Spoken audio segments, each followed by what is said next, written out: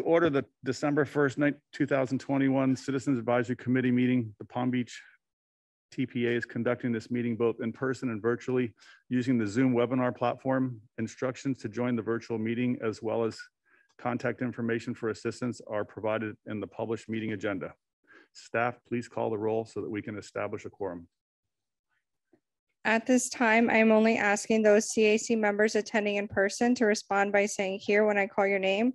I want to remind you to unmute your microphones by pushing the button on the base prior to responding. Ryan Rossi. Here. Michael Fitzpatrick. Cheryl Snyder. Here. James Garvin. Mark Bruner. Here. Ramona Bean. Here. Paula Ryan. Here.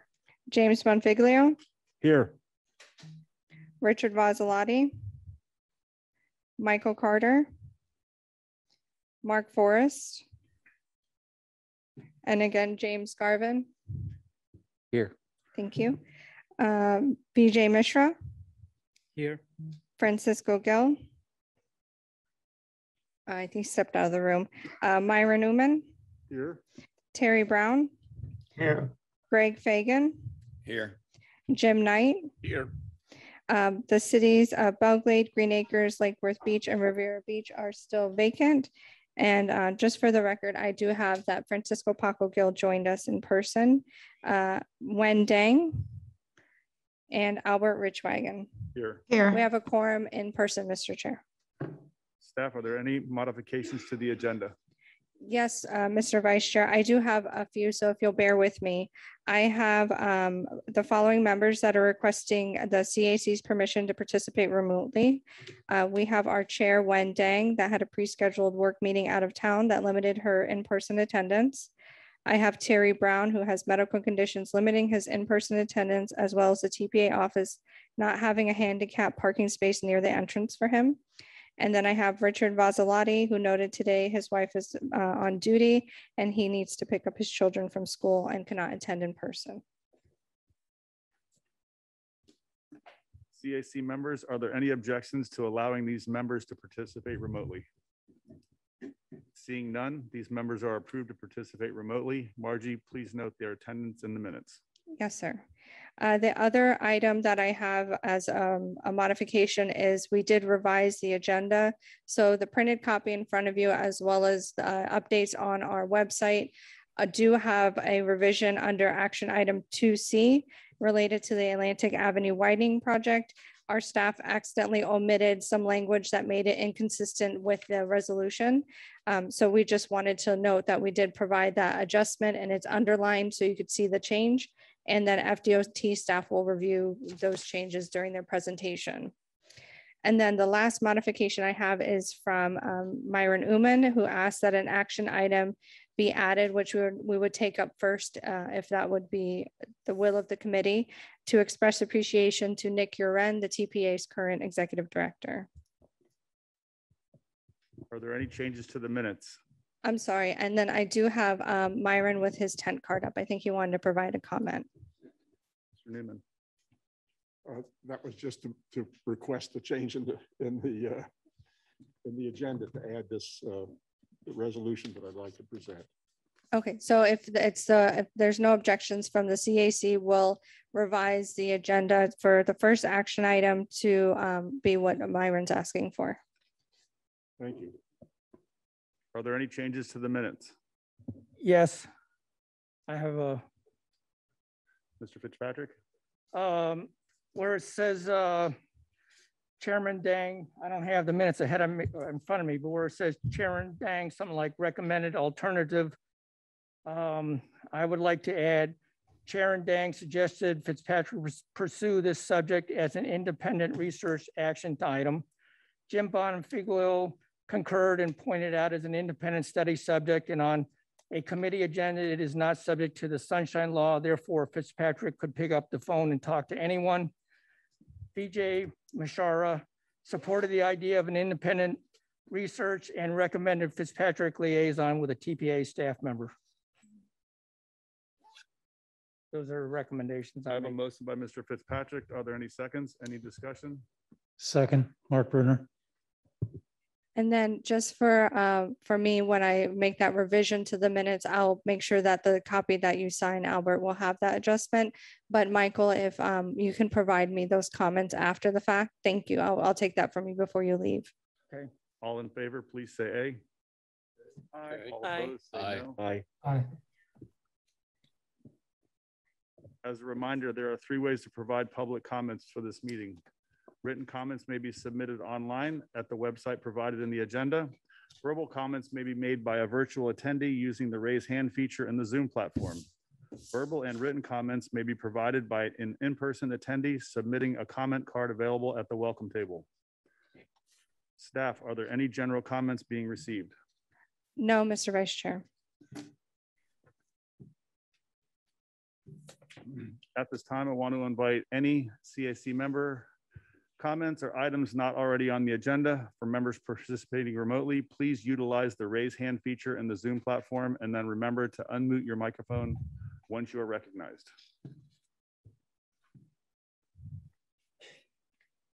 So I do not have any raised hands, and then for the members that are present in person, if it's easiest, you can raise your tent cards. So that way we can easily identify if you have comments, but I have no member comments at this time. Thank you. I'd like to invite Jason to provide an update.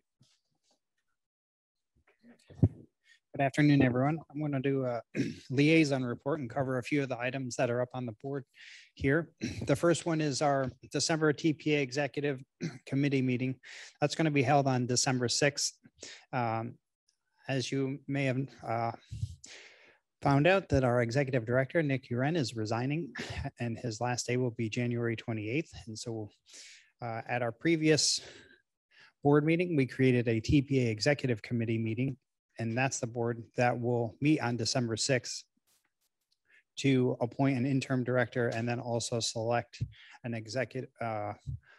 outside firm to look for a new executive director. The next item is the FDOT Strategic Intermodal System Policy Plan Public Comment Webinar. So FDOT is offering a live webinar that will be on December 9th at 10 a.m. And there's a link here to register for the webinar to gain access to it on that day, December 9th, to view the webinar and get more information and participate in that discussion for the Strategic Intermodal System Policy Plan. The Safe Street Summit is coming up. It's in February, from the February 17th to the 18th of next year.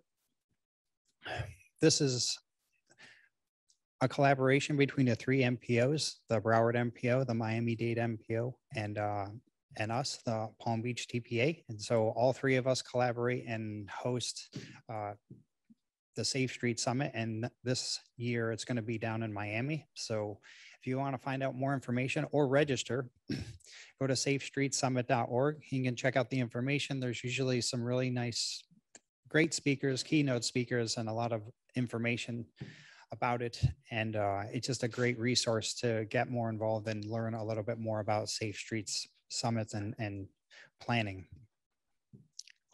The next item is Okeechobee Boulevard from State Route 7 multimodal corridor study. So it's this multimodal corridor study is being conducted by the Palm Beach TPA, and through those efforts, we're going to see a presentation today. So I won't cover too much of it here, but you'll see a presentation about it, and there'll be some upcoming opportunities to participate in future workshops. And this next slide, I think there's a few more here. You can review these at your leisure. There's just, this is just some basic information of completing the media release forms, the census update information, and our local coordinating board is seeking members. And then I think there's a few more to cover here. And the last one's our Love to Ride Florida Challenge. All of the TPA, most of the TPA staff are participating in this. And it's a great way to kind of get involved and encourage others to get out and ride. It's lovetoride.net/Florida. So between end of October and end of November, 197 workplaces logged about 300 303,000 miles for the month. And we did a considerable amount here as TPA staff as well. So if you're interested, log into lovetoride.net/Florida and check it out, and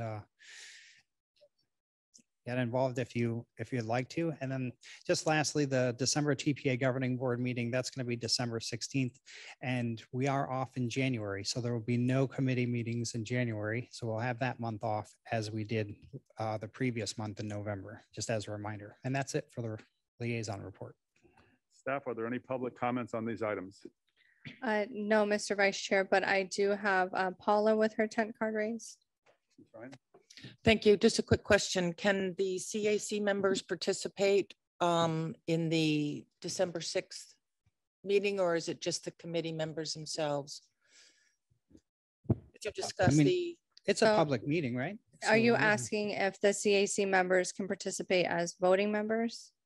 Or discussion, conversation? So the executive committee is made up of 5 of our board members. So they're the only ones that have like the open discussion and the voting.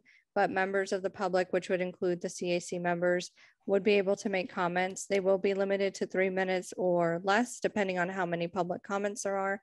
But you're welcome to attend either virtually or in person. We'll hold it here, and then we'll also be live streaming it like we normally do. Thank you. You're welcome. Do any other committee members have any comments or questions on the liaison report? Seeing none. Pursuant to section 4. I'm sorry, Albert. I am going to stop you just because we did have the walk-on item from Myron. So Myron, if you wanted to go over your item first, and then we'll take up the officer elections. Thank you. And then Myron, can you pull your microphone closer for me, please? Thank you. Is this better? Yes. As mentioned, Nick Uren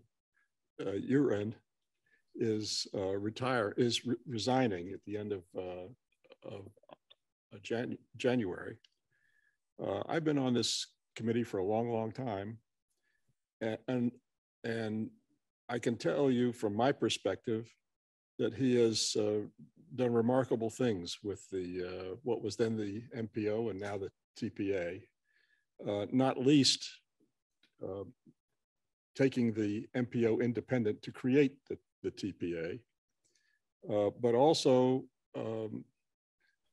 bringing a ray of sunshine to the activities of the organization.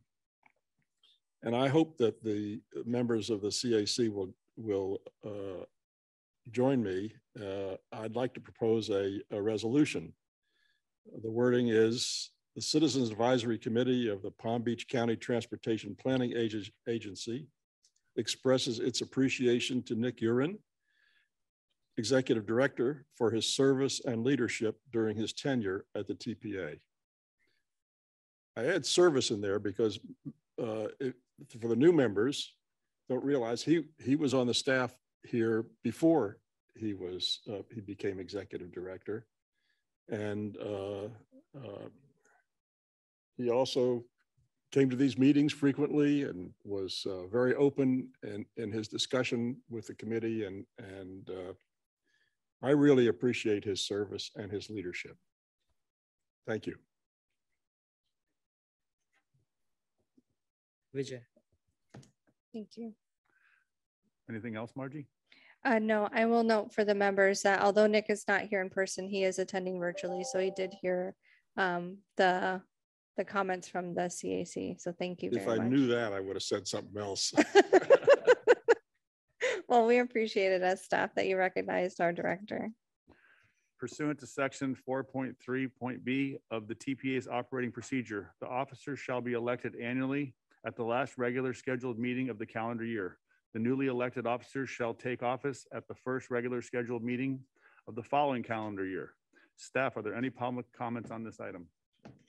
No, Mr. Vice Chair.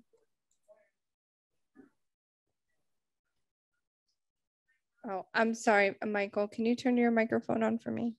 Sorry. Point of information, was Myron's comment a comment or a motion?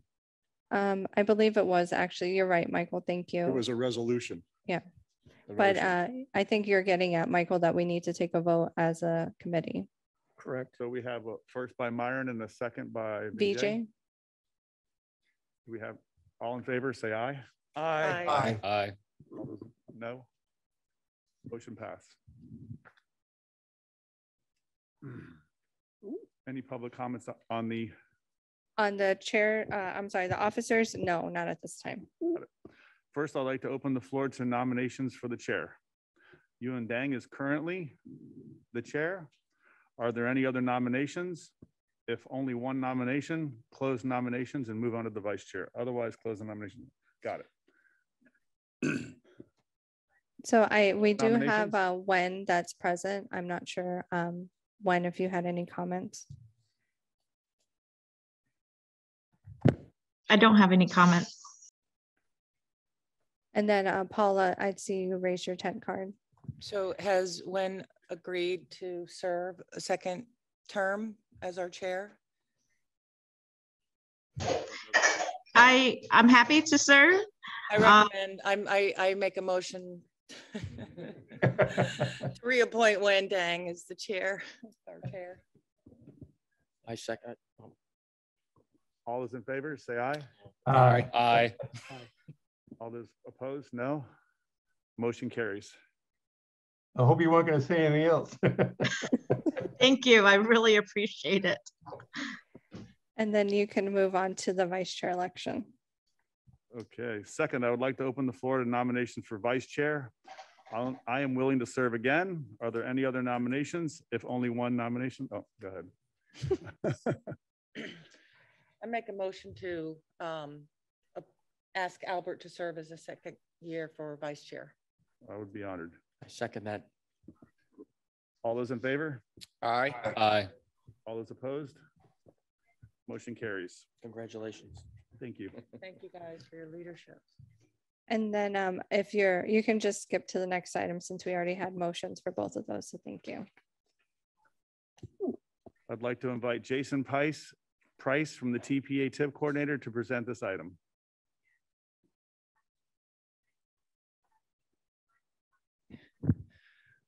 All right, good afternoon, everyone. So I'm going to present amendment number 2 to the Transportation Improvement Program for fiscal year 22 through 26. This amendment is an FDOT request to modify one project and to add a new project to the document. Before we go and get into the two projects, I just want to review when a TIP amendment is needed, and there's a few reasons why a TIP amendment is needed, and those reasons are listed here. The first is when a project is either added or deleted. Others include if the costs increase more than 20% and is $2 million, or there's a change in the scope of work, or lastly, there's a change in the project phase initiation date. Also, with amendments, only the projects listed in the amendment that I'll present to you today are the projects that will be changed in the Transportation Improvement Program, and no other project will be affected. So by taking the action and voting on this amendment today, you're only impacting the projects listed in the amendment and no other project in the TIP document. So with that, I'll start with the first project, and that's I-95 and at PGA Boulevard. This particular project, the action taking here is advancing the construction funds from fiscal year 2024 to 2022. This action is made possible by a new funding source, ARPA. It's American Rescue Plan Act funds that have become available in March to FDOT. So they were able to leverage those funds, apply to this project, and advance the construction to fiscal year 22. And so that is the nature of the change that warrants the amendment. The other project is a project that was proposed in the draft. It was part of the draft TIP a few months ago, but it was pulled from the final adoption for this project to be worked out some details for the bike and pedestrian facilities along this corridor. In doing that, the TPA, City of Boynton Beach, and FDOT worked collaboratively to come to a conclusion or a resolution for those differences, and was able to come up with a good scope of work and bring this project back. And so you'll see it here being reintroduced. Now, some of the elements of this project are illustrated here on the slide. This project has projects on both sides of it. So it's the project in the middle. There's a project on the west side of this project, which is a resurfacing project. And then in the middle is the Boynton Beach Boulevard project that's being amended here today. And you see some of the details here for the buffered bike lane and the sidewalk. And the effort here is to create continuity amongst the three projects, the ones to the west and the one further to the east. And this project being in the middle is an attempt to kind of harmonize the bike lane and the sidewalk so there's more continuity along the entire corridor. So with that, they've come to an agreement to implement the project as it's being presented, and it's acceptable to all the parties. And so that's why you're seeing it here today being reintroduced and brought back into the TIP document. So those are the two projects for the amendment. At this time, I'll answer any questions and ask for a motion to recommend adoption of amendment number 2. Staff, are there any public comments? No, Mr. Chair. I need a motion to recommend adoption of amendment 2 to the TPA's fiscal year 2022-26 TIP, and then I will open the floor for discussion. So moved. Second. First by Myron and the second by Paul, I believe. I have a question. I own a piece of property that's affected by this on Boynton Beach Boulevard, east of I-95 on the north side of the road. Do I have to abstain from voting on this since I have something that's going to be a property that will be affected by this?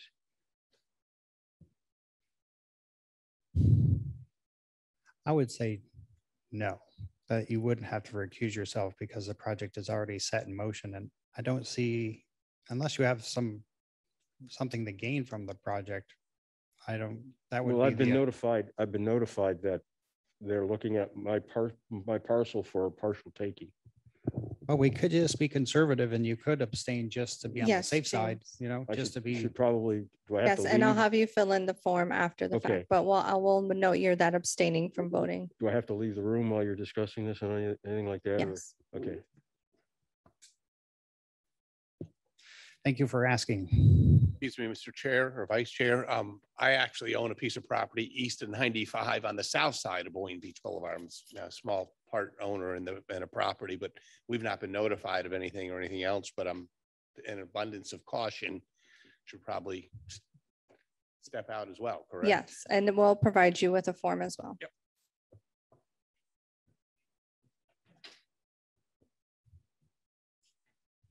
Does this affect the quorum? Myron, no, it won't affect a quorum. And then I do have Ramona with her tent card up, and then Michael Fitzpatrick as well, and James Garvin. Like to recognize Ramona. Thank you. Jason, I just had a quick question. It was just curiosity on the PGA southbound. Is it referring to the one on the ground, or is it the southbound ramp? It looks like it's just a special auxiliary lane that they're just adding. I did get some clarification this morning from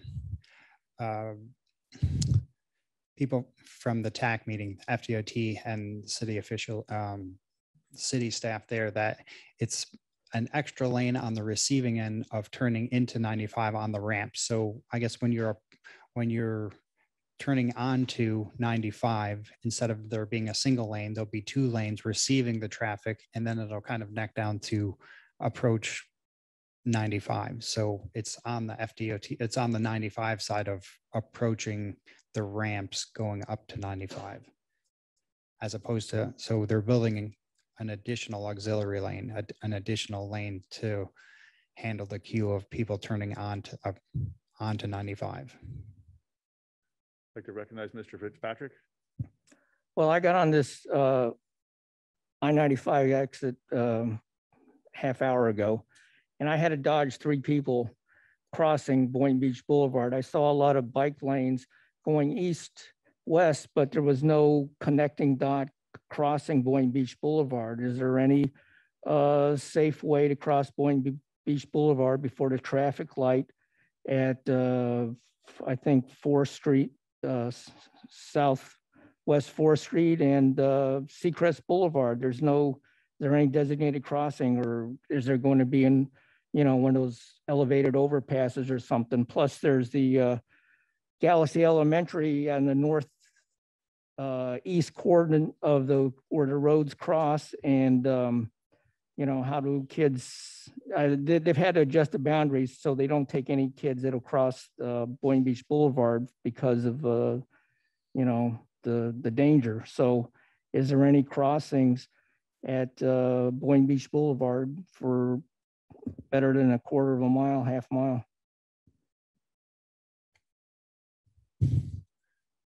Well, the project was specifically for bicycle and pedestrian facilities along the corridor between all three projects. So there's a project to the west and east. So are there intersections that you're referring within, what were they again? I might have to just look them up. There's a stoplight at Southwest 4th Street, and there's a stoplight at Seacrest Boulevard, and there's crossing lanes there. Those two intersections are approximately, I believe, a half mile apart, and there's no designated crossing between those. There might be one at Pianca's, I think, too, Industrial Avenue, but there isn't much for kids and stuff. I literally had to dodge 3 people a half hour ago who were crossing Boynton Beach Boulevard right by Jim Bonafiglio's property. Hey, good afternoon, everybody.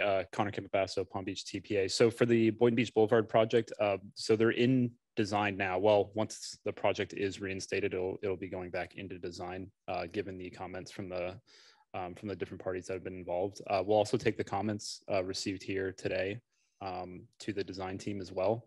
But the whole point of the project is to, well, one, resurface the road, but also improve bike ped safety throughout the corridor. So that'll include things like bike lanes, wider sidewalks, as well as signalization upgrades. So, but we'll be working with DOT as we go through the process. But again, we'll take your comments. And if you have any suggestions for the corridor, we'll be definitely open to those as well. The drawing showed they showed dotted lines, yellow lines, but no dotted yellow line crossed Boynton Beach Boulevard. So they dead ended at Boynton Beach Boulevard. There's no north-south movement for pedestrians or bikes. And what intersection was that again? The whole length, the half mile length. Okay. Yeah, we'll take those comments back to the design team once the project starts going again, and we'll see what we can do in that corridor. So, thank you. Yep. Thanks. Can't see his name card. Oh, sorry, Mr. Garvin. James, you're there. Thank you. As a resident of Palm Beach Gardens, somebody that lives off of PJ Boulevard, I can assure you that the capacity is definitely needed at that intersection of southbound on-ramp for 95 and PGA. I traverse that 4 or 5 times a day, and I can guarantee you it does back up and the capacity is needed. So I just wanted to say I appreciate the FDOT, TPA staff, governing board, and the city working together to move that up on the agenda, as the capacity is definitely needed in that area. So thank you. Seeing no further comments, I need a motion to recommend adoption of Amendment 2 to the TPA's fiscal. Oh, we have a motion by Myron and a second by Paula. There we go. And then we can take this. Oh, I'm sorry, Richard. I also missed your hand up. Thank you. Hello. I have a question. Both of these amendments are voted on together, the PGA and the Boynton Beach. So that it's either both or together, either yes or no? Yes, that's correct. Okay. We could separate them if there was a issue with one or the other projects.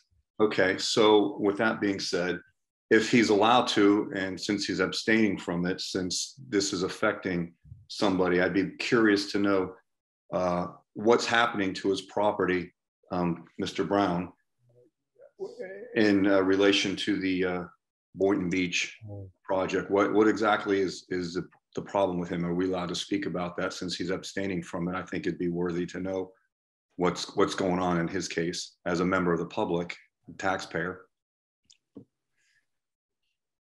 So Richard, both James and Jim stepped out of the meeting to abstain from voting, so they're not allowed to participate in the discussion. So neither of them are in the room to talk about why, like the effects that their properties would have on for this item. Okay, if they were to speak as a member of the public, can they do that?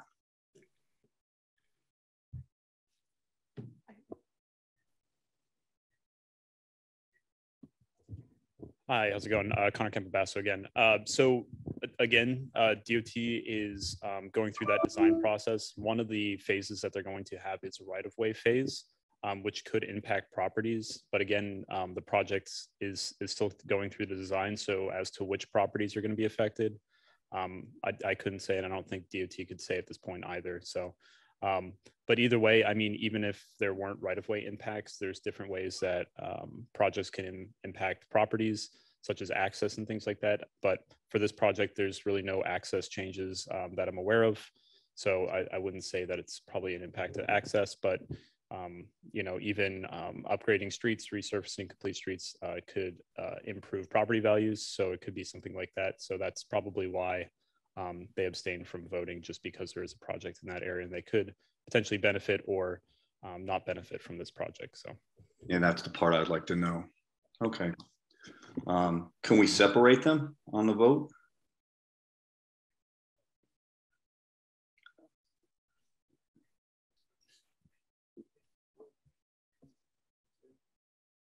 Sure.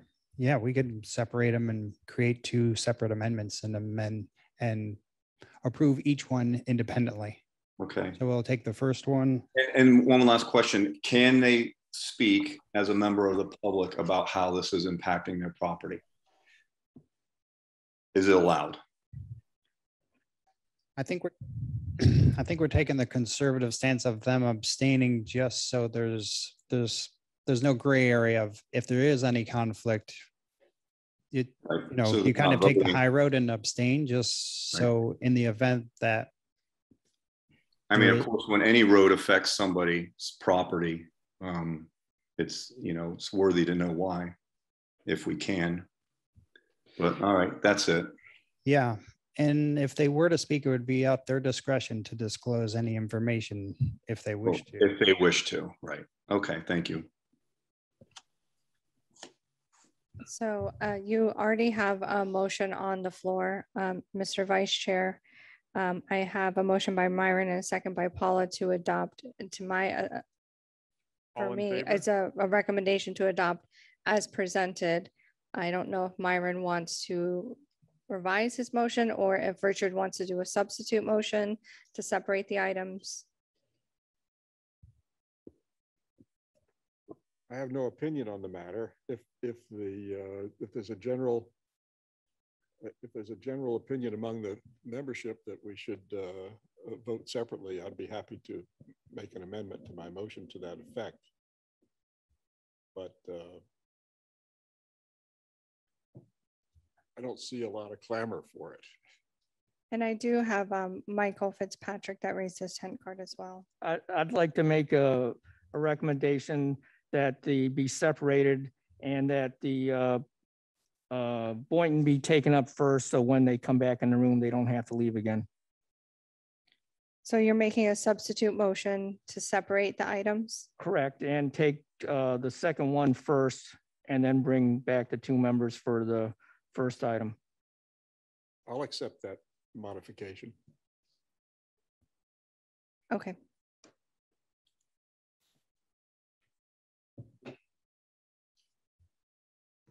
So we have a first and a second, and we're Yes. voting on the motion to approve or disapprove the Boynton Beach Boulevard portion of the motion. So this motion is just to separate the items, and then you'll need to take up each item. Got it. So if you're changing that motion, I'm not seconding it. No, Michael made the motion and Myron seconded the motion. Okay, gotcha. So for clarification, the motion on the floor is a substitute motion to separate the two amendments. And the first one that you'll vote on is the Boynton Beach project. All those in favor? Aye. Aye. All those not in favor? No? I don't have any opposed. So then the Carries. next motion is to recommend adoption. And I'm sorry, Kelsey, can you bring up for me on the screen, the presentation? So the next item is for the Boynton Beach project. All those in favor? I'm sorry, I need a motion maker and a seconder on that. Sorry. So we need a motion for, I'll make the motion, Mark Brenner. Second. the first and the second. All those in favor? Point of information, aren't we going to bring back the two members who? Yes, I will go get them if you'll pause. After you make your motion on this one and vote on it, I will go get them. All those in favor? Aye. Aye. All those opposed, say nay. Motion carries. And then our staff is going to get the other two members so that they can vote on the second item, which my staff has put back on the screen, the amendment for I-95 at PGA Boulevard.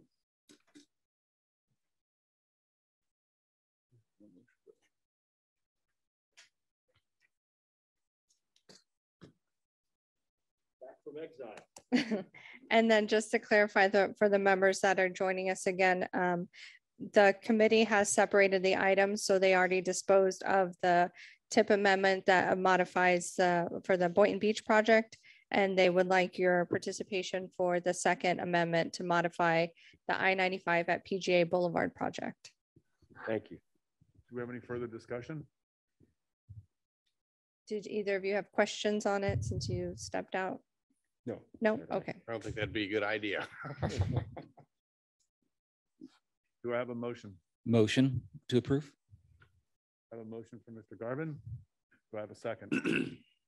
I have a second by Ramona. All those in favor, say aye. Aye. Aye. Those opposed, say nay. Motion carries. Like to invite Jocelyn Scarlato to present this item. I'm sorry, my penmanship wasn't the best. It's John. Sorry, John Scarlato. Hey, good afternoon again. Connor Campabasso. So DOT does have a presentation for you all today, but I did want to give some context for the resolution that's before you. So this project's been in the works for quite a while, and DOT's been working on this PD&E study for several months now. I think it's around 18 months. They had a public meeting. They presented the concepts to the public, and then they brought it to our board, and then our board had some concerns about some of the options that were available for the corridor. So there's kind of two different parts to it. There's a typical section for the entire corridor, and then there's an intersection at Jog Road. The board expressed concerns of right-of-way acquisitions, specifically at the Jog Road intersection, as well as bike ped safety concerns.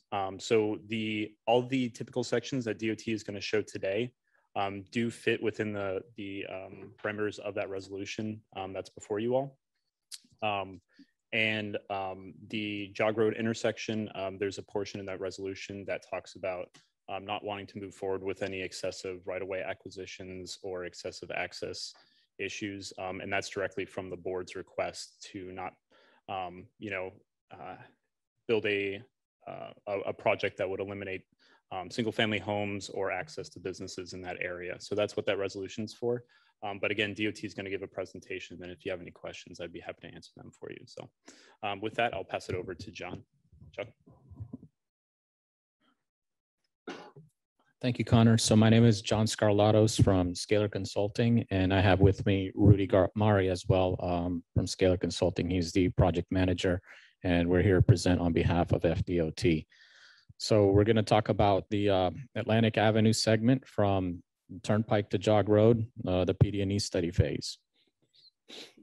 So we're here today to give you an overview of the project and a status update, show some of the typical sections that were previously presented at the last time we presented to the board, which was in June. Provide an update on the alternative public workshop, which we held in late June as well, and some of the newly developed typical sections, which incorporate physically separated bike lanes based on that input, as Connor just mentioned. Oops, sorry. So this is our study limits. We're looking at the Turnpike to Jog Road We're in unincorporated Palm Beach County. We're looking at widening from 4 to 6 lanes and including bicycle and ped features, upgrades. The corridor is about 1.8 miles long in length. Sorry, there we go. Okay. And the existing right-of-way is varying between 113 feet to 175 feet with a context classification of C3C suburban. This is an urban principal arterial with a posted speed limit of 45 miles per hour. So this is the typical section that we had presented at the TPA board meeting, as well as the alternatives workshop, from Turnpike to Cumberland Drive. It incorporates a 22-foot median, 3 lanes in each direction, and 11-foot travel lanes with 7-foot buffered bicycle lanes, a 10-foot sidewalk on the south side, and an 8-foot sidewalk on the north side. You'll notice we also have the canal on the south side of Atlantic Avenue, which is maintained and owned by the Lake Worth Drainage District. So they have requested a minimum of maintaining 75 feet of right-of-way for the canal, which would include 35 feet for the maintenance berm on the south side with a 30-foot channel, and another 10 feet on the north side of the canal for maintenance as well. The second segment that we had presented incorporates the same geometry as the previous one. This is from Cumberland to Jog Road.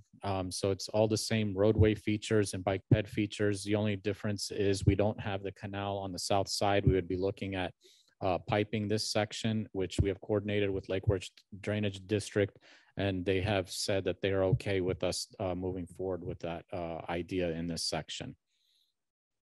So the TPA board presentation, some of the feedback that we received was the request for wider pathways, potential shared use paths on both sides, and physically separated bike lanes along the corridor. So this is just a brief summary of the alternatives workshop that we had held. It was a go-to webinar on one day, and then the following day we had an in-person meeting.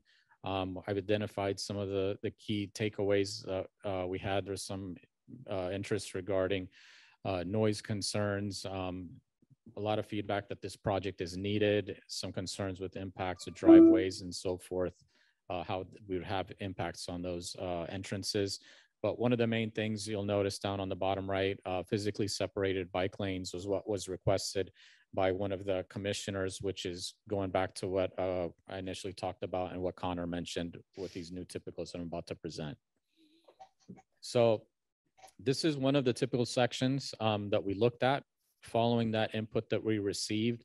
So this would be removing the on-street bike lanes that we showed in the original alternative and incorporating 12-foot shared use paths on both sides of the corridor. One thing to note is that the criteria for the shared use path does require 4-foot clear on the front and back sides of this.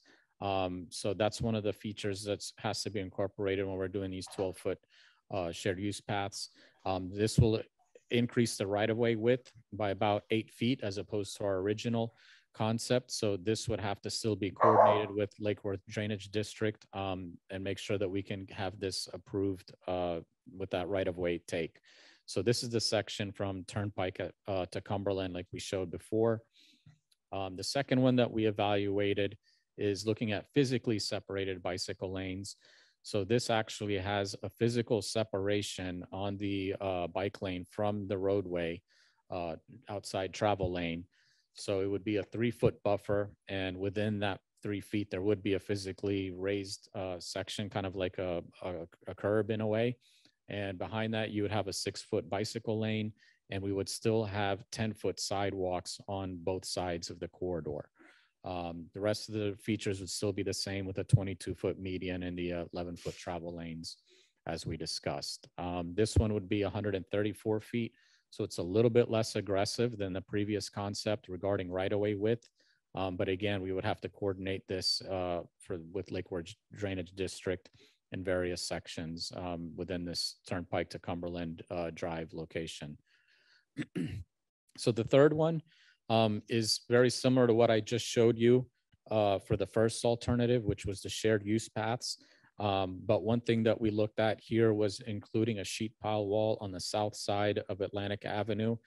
This would help minimize some of that right-of-way take within the canal right-of-way.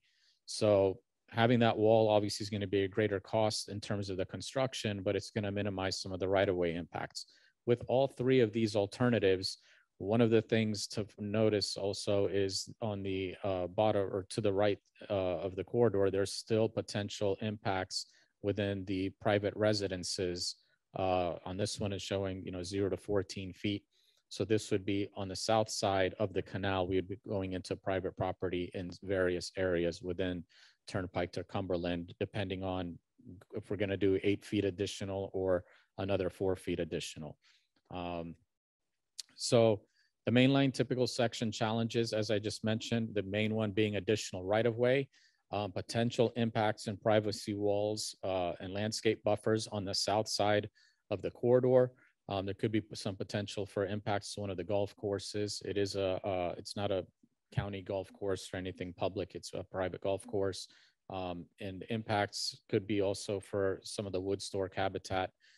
So mitigation for portions of the canal that are may potentially be piped would have to be evaluated. Some increased impacts to the Kings Point Shopping Center, including parking at Walgreens, since we're going to be moving closer into that property. And residential impacts would be increased between Cumberland and east of Jog Road. So this is going back to what I just spoke about of some of those potential impacts south of the canal. You'll notice this is our most constrained area where we're at the Eagle Point, just east of Eagle Point, where there's some homes there. The different colors are reflective of the different alternatives we just talked about. So you'll see we're getting very close, and this would be assuming a full 75-foot right-of-way being maintained in this section for Lake Worth Drainage District requirements. We are working with them to see if we can box or pipe this section of the canal from Eagle Point east to the next driveway. So with that approval, if that is to come and be approved, these impacts to this section would go away to these residences. So these are some of the additional challenges we would be looking at with these new typical sections. Currently, our originally proposed typical section was to transition at the east intersection of the Turnpike. There's striped areas there where we would just add the additional through lane, and the bike ped features would be matching what's out there today. There's already 6-foot sidewalks on the bridges on the west side of the Turnpike. So with this new concept, we would have to look at where is the transition going to take place. That could involve, if we can carry it all the way through to the west side of the Turnpike, we would have additional costs for widening both of those bridges that we're originally just planning on doing restriping. So there's going to be added costs for bridge widening, potential impacts with FGT, which we didn't have before. And the recently widened bridge over the E2E canal on the far right side of the screen, that was widened on the north side to accommodate the future through lanes as well as the right turn lane at the intersection. So we would potentially have to widen that bridge again, which that just got opened from construction several months ago, earlier this year. And we would still be widening on the south side as well, no matter what concept we're looking at doing. So this is kind of an alternatives comparison. I won't go through the whole list. I'll let everybody take a look at it. But some of the key takeaways on this obviously is we're going to be increasing the right of way with any of these alternatives, which in turn obviously will also increase costs. There'll be some increase in utility impacts, potentially environmental impacts, but we are going to be improving the bike ped safety under any of these alternatives over the original concept that we proposed, and definitely much better than what the existing condition is out there today.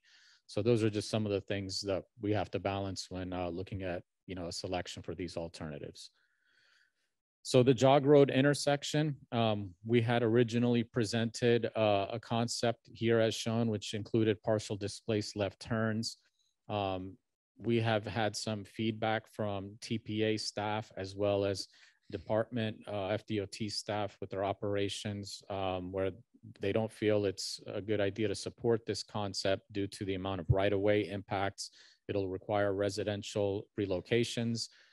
There's access issues, obviously, since we're going to be closing a couple of these median openings that are out there, modifying the access into Seville Terrace, and having to close the intersection on Jog Road just south of Atlantic.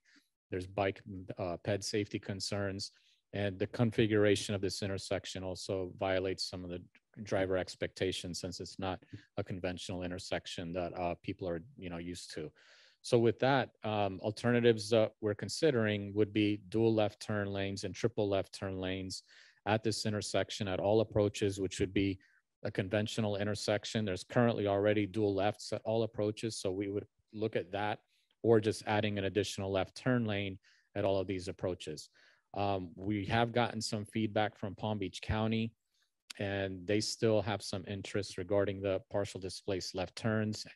And so there's an idea that we might be able to modify this configuration to eliminate those impacts of the relocations on the northwest quadrant. If that concept can be developed without having residential relocations, it may still be on the table to be moved forward with, because these concepts for the partial displaced lefts is the only one that's going to provide acceptable level of service in the design year 2045. So under the dual lefts and the triple lefts during the AM and PM peak hours, this will end up failing operationally in the future conditions. So this is just some of the timeline. You'll notice in the summer where we have the little arrow, that was where we had our alternatives workshop. So this schedule is based on what we originally had developed. Now that we've had some additional alternatives to evaluate, and we're waiting to receive input from everyone here, as well as the TPA board, which will have that presentation later this month. We're going to end up moving the schedule out some. So we're looking to get direction as soon as possible on a recommended typical section. So right now, our original project or PD&E study phase completion was scheduled in the summer of 2022. We're still going to do our best to complete this as early as possible, but this will likely get carried out an additional 5 months or so, depending on how soon we can get an alternative selected so we can move forward. The design consultant has already been selected, so they are ready to go in terms of getting this built. We know that there's a big interest from the local community, TPA staff, and so forth for moving forward with this, so we're eager to get the project moving as soon as possible. Right-of-way is funded for fiscal year 2024, but there's currently no funding for construction. It's an unfunded project, but a candidate for fiscal year 2027. Took Lee is the FDOT project manager. He couldn't be with us here today. His contact information is here if you have questions, and we also have the FDOT communications manager. And with that, we'll open it up to questions. Thank you. I'm sorry, Albert, can you turn, and then to answer your question that the rest didn't hear, no, there are no public comments on this. I do have James, Mark, Paula, Cheryl so far, and Jim and VJ. So if you want to go from your left to right, you can. Okay, Mr. Bonfiglio. Hi, thank you. I have several questions. Excuse my ignorance, but the runoff, where does the runoff go now from the road? Does it go directly into the canal? Do you have a different catch system for the runoff from the roadway? There's existing treatment ponds on the north side from some of the communities that were there that were permitted, and there's enough capacity there to handle the additional volume. So that's what's being proposed for handling. You would anticipate with the additional roadway. Yeah, that it can. Yep, it can be handled there. Yep. Okay. Will the Oh, did I hear you correctly say that part of the tunnels will be essentially put into some sort of tunnel system, so they'll be covered? Did I hear you correctly? You mean, what do you mean tunnel? You mean you're gonna cover up the canal? Oh yeah, the piping of it. Correct. So the section from Cumberland Cumberland Drive to Jog Road, there's only a ditch there today. Okay. So the Lake Worth Drainage District is okay with us piping that ditch.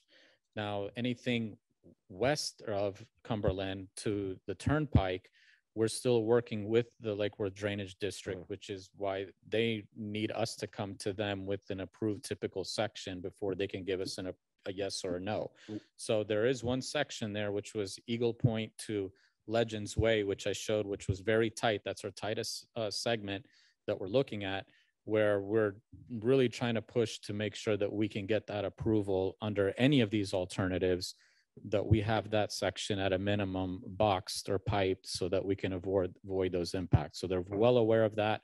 They don't want to pipe the entire segment, but in this very constrained area, they're looking into possibly approving. When you do that, you're essentially limiting the capacity of the canal to the capacity of the pipe or whatever you use to bring it from point A to point B. And do you? I'm not the drainage engineer, but based on discussions that I had with the drainage engineer, we'll still be able to maintain the proper flows based on the pipe dimensions that are going to be proposed. Well, that kind of concerns me because, I mean, with climate change and everything happening here in South Florida, we're going to see more intense storm systems and more intense flooding, which means more water going through the system than you're going to see right now, maybe 5 or 10 years. If you build a tunnel, it's like essentially making it into a hose. And, you know, there's just so much water that can go through a hose. Yeah, and we'll still meet the requirements for Lake Worth Drainage District to make sure that all of that is accommodated, and that's reflected in the calculations that'll be presented to them. Yeah. And I saw one rendering, I thought, where you're essentially making the canal a little bit narrower. Correct.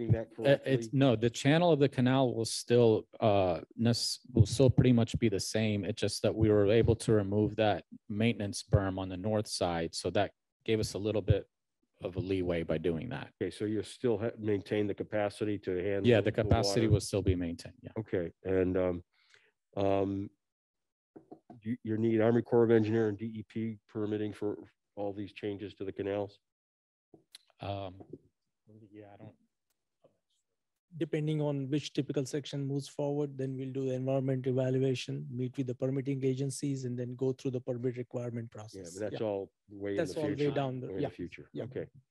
All right. Thank you. You've answered my questions. Thank you. You're welcome. Yeah, over here. Can you go back to slide 15, if you can, or looking at all the alternatives and the cost? There it is.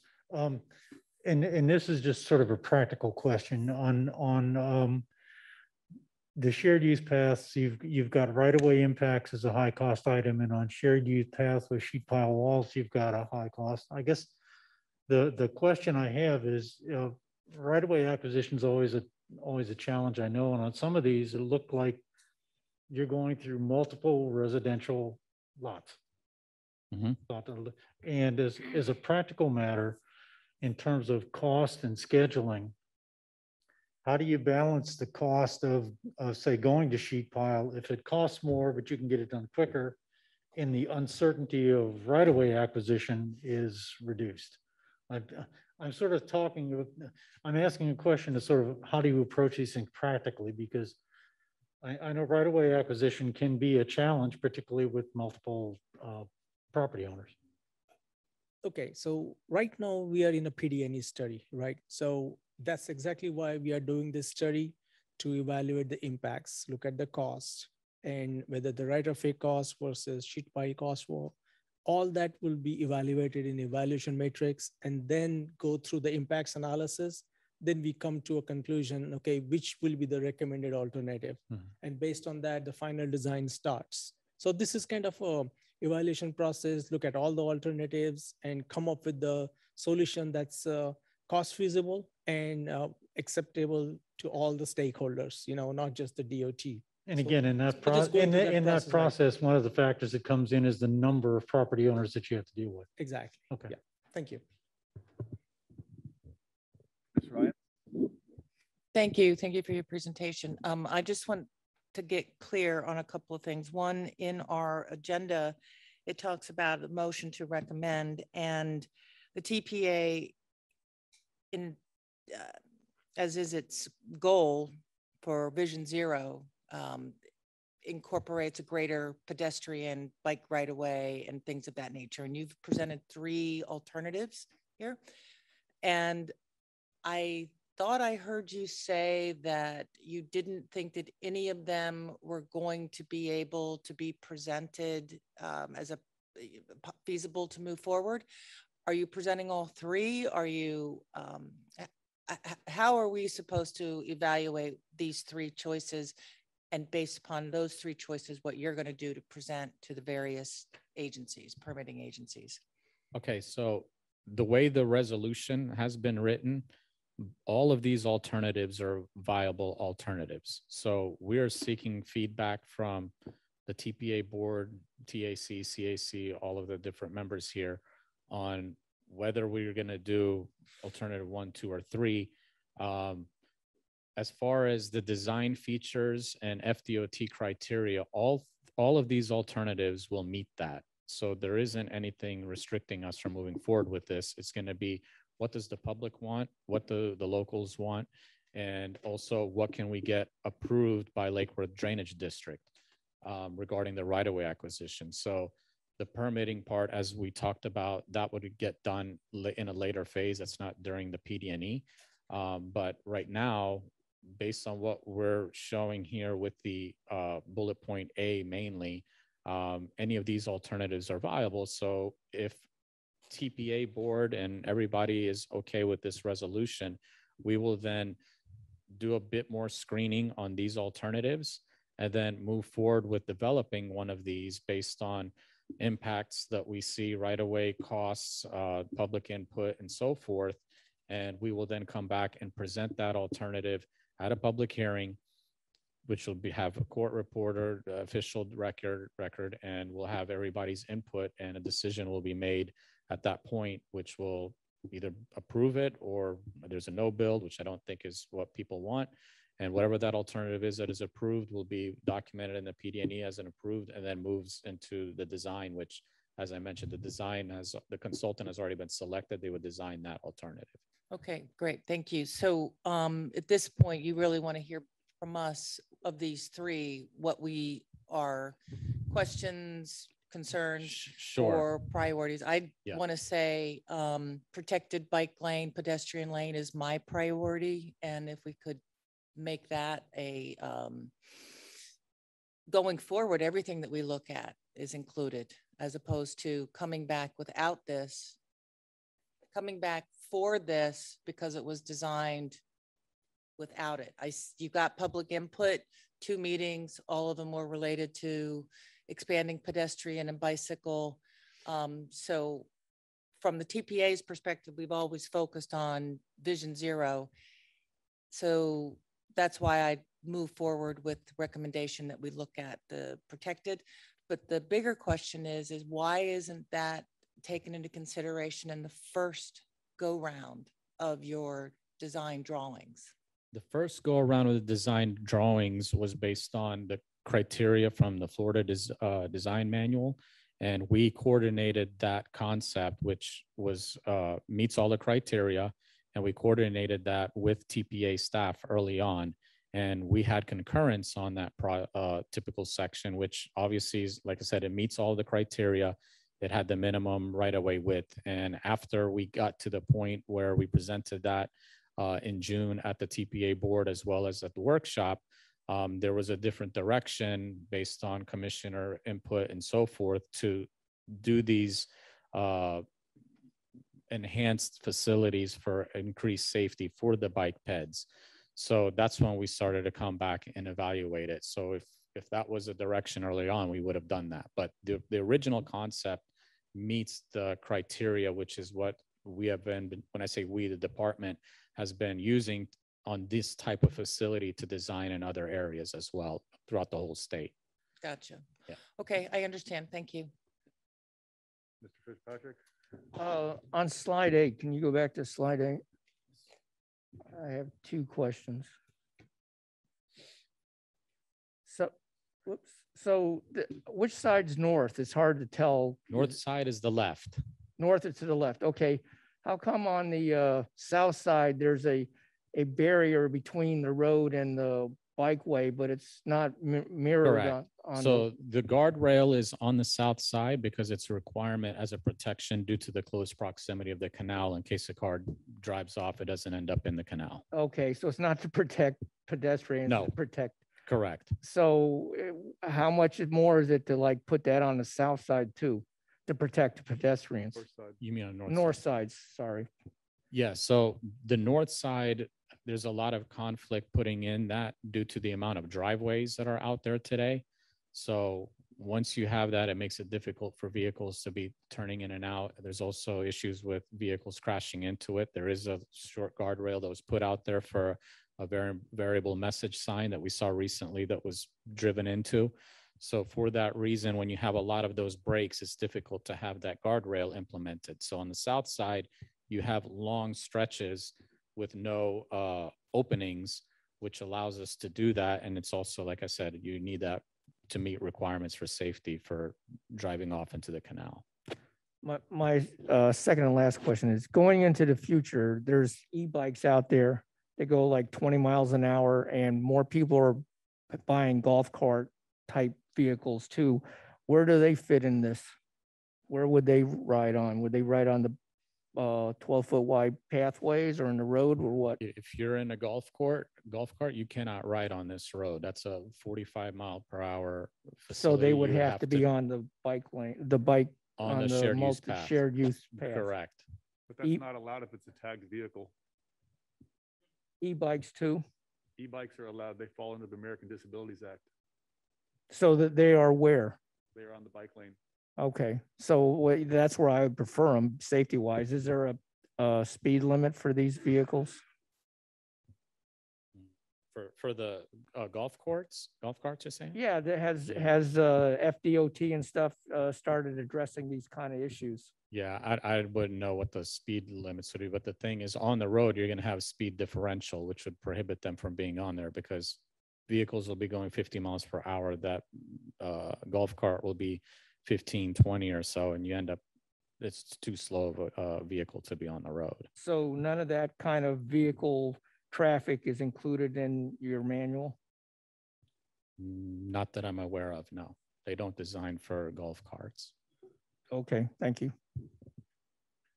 Okay, moving along, Mr. Knight. Yes, I actually appreciate your presentation as well. And I attended, I think I met you at the June 29th presentation out there at Hagen Ranch Road. But I just want to reiterate a comment I made then, and that was that if there's any way to get any of the federal infrastructure money to move this up, this segment out here, because it's a mess out there. And then there's other Okeechobee, Glades Road, a number of roads that are, but if there's any way that we can tackle any of that infrastructure money and get it into moving projects up, that'd be a great thing. Thank you. Ms. Snyder? Thank you. I wanted to follow up with you on, you mentioned there are environmental impacts. In particular, there's a habitat that would be impacted, and I wanted to understand more about that and also more about what the mitigation plan was for that. So the canal itself is a wood stork habitat. So anytime you either box the canal or you shift it, that would be a temporary impact. So that would be one of the things that we would have to be looking at just specifically for that species. As far as the mitigation goes, I don't know if Rudy, do you know anything about how that would go? For the birds, I don't know. There are certain guidelines from U.S. Fish and Wildlife Services. So once we identify the impact on canal, whether we are shifting the canal, we are piping the canal, then we'll go to in consultation with U.S. Fish and Wildlife, talk about how much impact, how much area being changed versus pipe versus original canal. And then we go through this coordination. And at that point, it will be decided what mitigation strategies, whether we're going to have some kind of a separate funds identified for when they go to the design and construction process. So that mitigation strategies will be identified. Okay, thank you. I also had some concerns also about the stormwater runoff and constraining it by piping the canal. So you take into consideration the fact you're going to have more runoff when you widen the road, and there's still going to be capacity? Yes, as John explained, right now there is an existing drainage system drainage pipes. That all the runoff from roadway is collected in drainage inlets, and that gets carried off to the ponds that has been already designed to accept that runoff. So when we go through the widening process, we're going to add another additional impervious areas. So the hydraulic calculations will be done. And the same, if we need additional ponds or additional space, maybe exfiltration trenches or something will be provided. Now, as far as canal, answering to the concern about canal capacity, well, when the hydraulics analysis is done, basically, instead of having a canal of that size, it will be replaced by equivalent capacity of the pipe. So the water carrying, I mean, in simple terms, the water carrying capacity of that pipe will be equal or more than what the canal capacity is, because all these canals are designed to carry certain flow. So we will work with the Lakewood Drainage District, and that's one of the concerns Lakewood Drainage District also has. So once we come up with, get a resolution on a typical section, we will do further evaluation and then get with Lakewood Drainage District to show what impacts that typical section of the footprint of the roadway will have the canal, and what additional measures, what size of pipe, what kind of inlets we need to add, what kind of drainage facilities we need to add, all that we further evaluated. And when they look at that, will they look at also the water quality issue side with all the additional runoff from the cars? Yes, as a part of the PDNE and design, we always had to address water quality and the quantity issues, and that will be done too. Okay, thank you. And I just also want to put in a plug for getting Jupiter projects moved forward, particularly Indian Town Road and Central Boulevard and Indian Town Road and South Island Way, because it's really bad up there. Thank you. I think you'll have to recuse yourself from that vote. That's fine. Okay. Thanks, Vice Chair. So I'm pretty sure from the engineering perspective, all three options are the cross sections that you have drawn are reasonable and acceptable. From the sustainability point of view, the difference I'm seeing in the three options, like the option 1 and 2 are okay. But in the third option, you are adding sheet piles. It could be concrete, it could be sheet itself. And from sustainability point of view, that has a negative impact to the whole project. So yes, there is going to be more cost, but it's also going to have a more negative sustainability impact. So obviously first option 1 and 2 have their own right-of-way issues that you got to look at. But from the sustainability, I think that would be the least preferred option as far as I'm concerned. And that's a great comment. And that's why we are here today, to get your input, your concurrence, or your recommendation. These are the three typical sections that has been recommended while working with the TPA and FDOT. If you have any input to provide on those, and that's why the resolution talks about accommodating all these three typical sections. Now, if you have more guidance on that in regards to this typical, we are here to hear. So either you let us know, or the board know, or the commission TPA board to make the appropriate decision or the recommendation. Circling back around to Myron. Thank you. Following up, I have two comments. One is to follow up on the comment behind me about speed limits on shared use paths. I think that was the question. So far as I know, no transportation agency has looked at the problem of speed limits for electric vehicles on shared use paths, electric bicycles and golf carts. And so there are conflicts between pedestrians, bicyclists who are using manual bicycles, and electric vehicles on shared use paths. And I think it's probably incumbent upon TPA or some other organization to start looking at the safety issues about that and wondering about speed limits for the electric vehicles. But about what I really wanted to say was that my understanding is that we're being asked to endorse a resolution which encompasses all of these things, including shared use paths of at least 10 feet on both sides, and eliminating problems for adverse impacts for pedestrians and bicycle safety, particularly at the Jog Road intersection, and right-of-way acquisitions, probably minimizing right-of-way acquisitions. But there's a third thing in there, that aspect of that resolution that I haven't heard anything about yet. And that's extending these facilities to State Road 7. Can you comment what's that about that, please? Sure. Again, Connor Campabasso. Could we bring up the resolution text?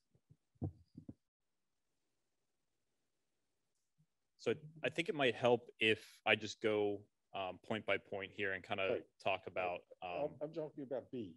Okay, sure. So I'll start off with B. So the idea here is that the resolution is sort of giving guidance to DOT to give a minimum spec of what should be on that corridor. And in this instance, it's 10 feet of either sidewalk or shared use pathway. And that's that minimum.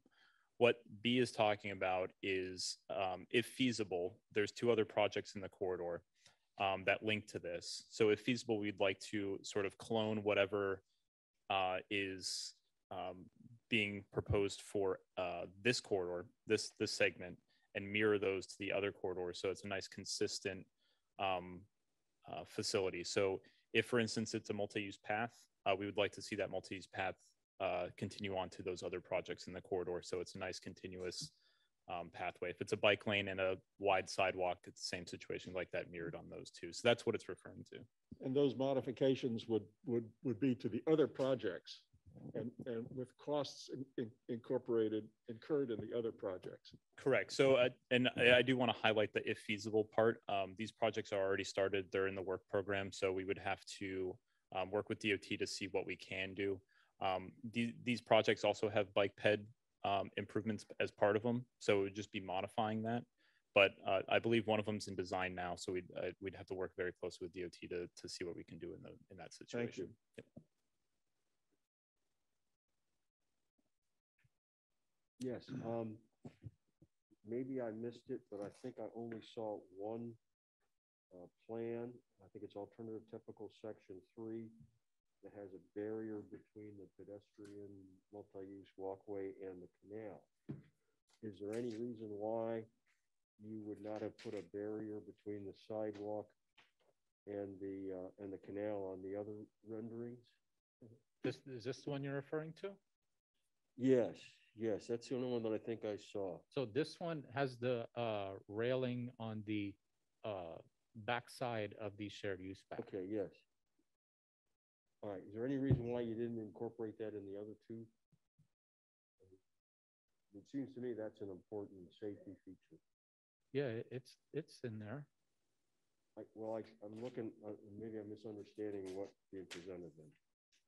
Yeah. Alternative section 1, it doesn't look like there's a wall, a barrier between the sidewalk and the Alternative canal. section, this one right here. Alternative typical section 2 does not. You're on slide 8? Yeah. This slide 8? Is there any reason why there was not a barrier on those? Barrier is there. So no, between the sidewalk and the canal. Oh, because this one, all right. So here you have the road, the guardrail. Okay. Right. So if a car is going to drive off, it's going to hit that guardrail. So it's not needed on the backside. On this last one, that guardrail is there because of how close the shared use path is to the canal. Well, my concern is that's a handrail. That's not a guardrail. Well, my concern is that pedestrians and bicyclists using that right of way without a guardrail may get into that canal. No, there is a guardrail on this. That's the 4 feet. It's the 11 feet, and then the 4 feet is 2 foot for the curb and gutter, and then another 2 feet for the guardrail. That's the 4. I get that, but my question was there a reason why you did not put a guardrail between the sidewalk and the canal and the other 2 renderings? There is none there. Okay. If you look at the sidewalk, you have a bike lane, then you have a guardrail and the sidewalk behind it. Okay. And then you have a lot of usable flat area behind the sidewalks. If somebody is on a bicycle, wears off a little bit, there is enough space for them to recover back. Okay. Yeah, in this scenario, since we have a drop off with a sheet pile wall, in order to protect the pedestrian and the bicyclist, that's why the bicycle handrail is being provided. Have you done any studies to figure out the amount of use you expect from the sidewalk, how many pedestrians are going to be using that sidewalk on a daily or weekly or monthly basis?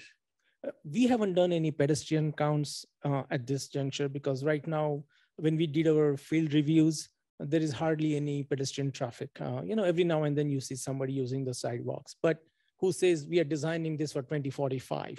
So at this point, we do not have any like study or something or traffic ped counts, bicycle counts for this project. Anecdotally, when I drive up and down there, I see very few pedestrians, very few bicyclists, and the pedestrians that are there are usually making their way to a bus stop. Mm-hmm. And that's about all that I've seen up and down that roadway. Yeah. I mean, currently, I live in the same area and I drive that road all the time. There are some missing gaps in the sidewalk. So as a part of this project, we are providing that continuity for pedestrians all the way on both sides of the roadway. Okay. Yeah. All right. I understand the plans now. Thank you. Sure. Thank you. Ms. Bean? Thank you. Just a quick comment. Thank you for the presentation. Thanks for your patience as we ask questions and whatnot. Talking about net zero, I appreciate that. I would reflect the opinion of many citizens.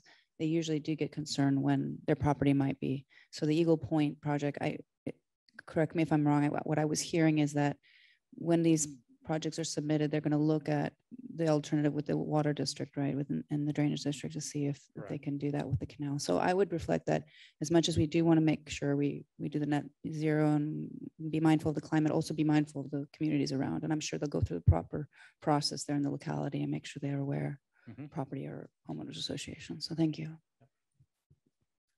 Ms. Ryan.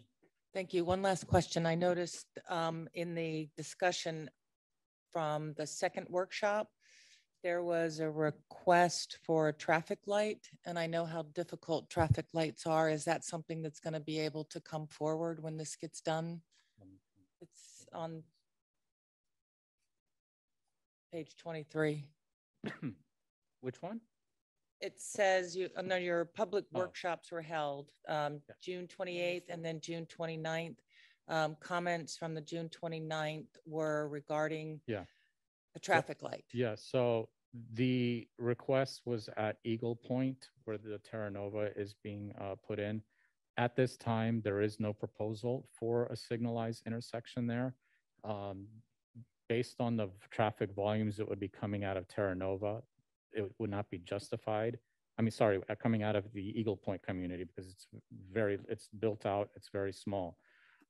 Once Terra Nova comes in, if the volumes are shown that are coming out of there are high and if we see there's issues, a signal study would have to be done with the department. And at that time, they would then determine if a signal is warranted, and also would have to be looked at in terms of the proximity of the signalized intersections east and west of there to make sure that it's not violating criteria with signal spacing. Thank you. Yes. I have a few comments. I would second his comment that the traffic currently on Atlantic Avenue, West Atlantic Avenue, from Hagen Ranch Road to the Turnpike backs up for miles daily. It's in need of redoing now, currently, not in 3, 4, or 5 years. And then the renderings that you produced, if you would show a larger drainage pipe in lieu of the drainage canal, then it wouldn't be so much of a discussion or a question. You have a little pipe or a big canal. If you'd show a bigger pipe, then I think it would be more understandable for people to see that the volume would be to capacity. And then currently there's no bike use there because it's so dangerous, and you don't see people walking down the road because they don't want to get run over. So if you build it, they will come and they will use it. They use that excuse for many years. Oh, there's no cyclists, there's no pedestrians, we don't need sidewalks, we don't need bike lanes. Well, if there's no bike lanes or sidewalks, there's not going to be anybody riding or biking there because they don't want to get killed. We have a really bad fatality rate on Atlantic Avenue. And then on the golf carts, there's no allowed golf carts on any shared use path or sidewalk because they have a tag on them. They will get a ticket and go to jail. And then as far as bicycles on the shared use path or electric bikes are capped at 25 miles an hour, and people can ride their bikes easily at 30 miles an hour.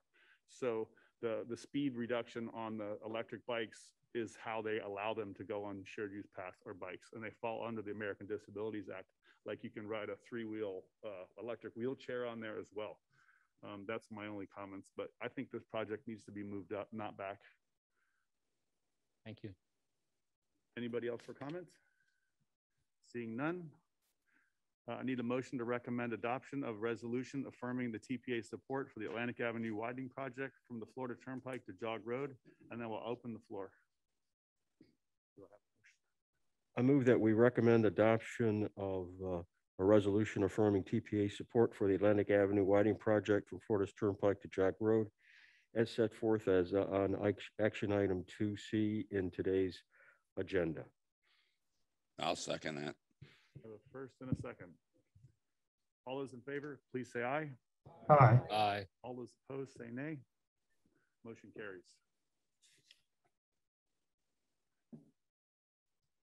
Thank you so much. Thank you. I'd like to invite the Palm Trans staff and consultant to present this item.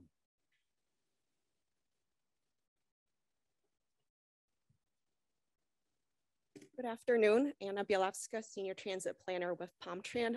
We are excited to present Accelerate 2031, which is PalmTran's major transit development update. This is our strategic 10-year vision for transit services in Palm Beach County. Jill Quigley from Tyndale will be presenting the item today. Thank you, Anna. So today I'm just going to go over, is this close enough? Okay. The TDB background and process, give you a summary of the public outreach that was conducted, talk about the needs that were identified, and then the financial and implementation plan that was developed, as well as next steps.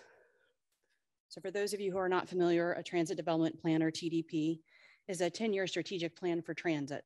So like any planning exercise, we start by evaluating existing conditions, we determine what future needs are, and then we come up with some alternative solutions and evaluate those. We identify funded and unfunded priorities. And this is a major update to a TDP, which is something that's done every 5 years. But on a yearly basis, PalmTran does an annual progress report. So they update FDOT on what they've implemented, what needs to change based on this plan. And so also a TDP is a requirement from FDOT. It's what allows PalmTran to get their block grant funding from the state. We also felt it was important to point out that a TDP, it's not a budget, it's not a binding agreement. And so although you're gonna see tables that show projects with costs assigned to them, that doesn't bind PalmTran to doing any of these things. You know, circumstances change, so they're allowed to change the plan as needed. And just briefly, the TDP, it's a guidance document for the entire agency. So it's not just the planning, it's also development, operations, and maintenance. And as I mentioned, we go through the process of identifying needs, finding solutions, and then set the vision for the next 10 years. So public outreach, we had a very quick turnaround time to complete this TDP. And unfortunately, right when we started, the Delta variant was exploding. So all of our outreach was virtual outreach, with the exception of some operator interviews. We also had a steering committee that was comprised of representatives from Palm Beach County Engineering, DOT, the PalmTran Service Board, the TPA, and the Career Source of Palm Beach. They met 4 times virtually and gave us good guidance through this process. But so despite having to do virtual outreach, we still got over 12,000 people engaged through the process, which was a great turnout for us. So I'm just going to walk you through briefly the results of the online transit survey that we did. We had over 754 responses, and we broke our outreach into 3 themes. Where are we today? Where are we going? And how do we get there? So on this slide, we're going to talk about where are we today. You can see that we had over 85% of our respondents had used PalmTran services previously, and over 40% said that they used them frequently or daily prior to COVID-19. So we purposely phrased that question to be before March of 2020, since as you all know, the pandemic had quite an impact on people riding transit. We also asked them 3 top reasons they ride PalmTran. And of course, the highest one was because they don't own a car. The next highest one was to save money. And then about 9% actually feel that the bus is safer than driving a car. We asked reasons why people do not ride PalmTran. And the highest response there was because it takes much longer than driving. 40% said that there was no bus stop near them to access the system, and 37% said that it was too difficult for them to access the system or the bus stop that was near them. So the other two questions, themes we had are, where are we going? And you can see here, over 2/3 of the people agreed, definitely agreed, that transit is going to become more important in the future based on population growth and the congestion it creates, as well as the projected aging of Palm Beach County's population.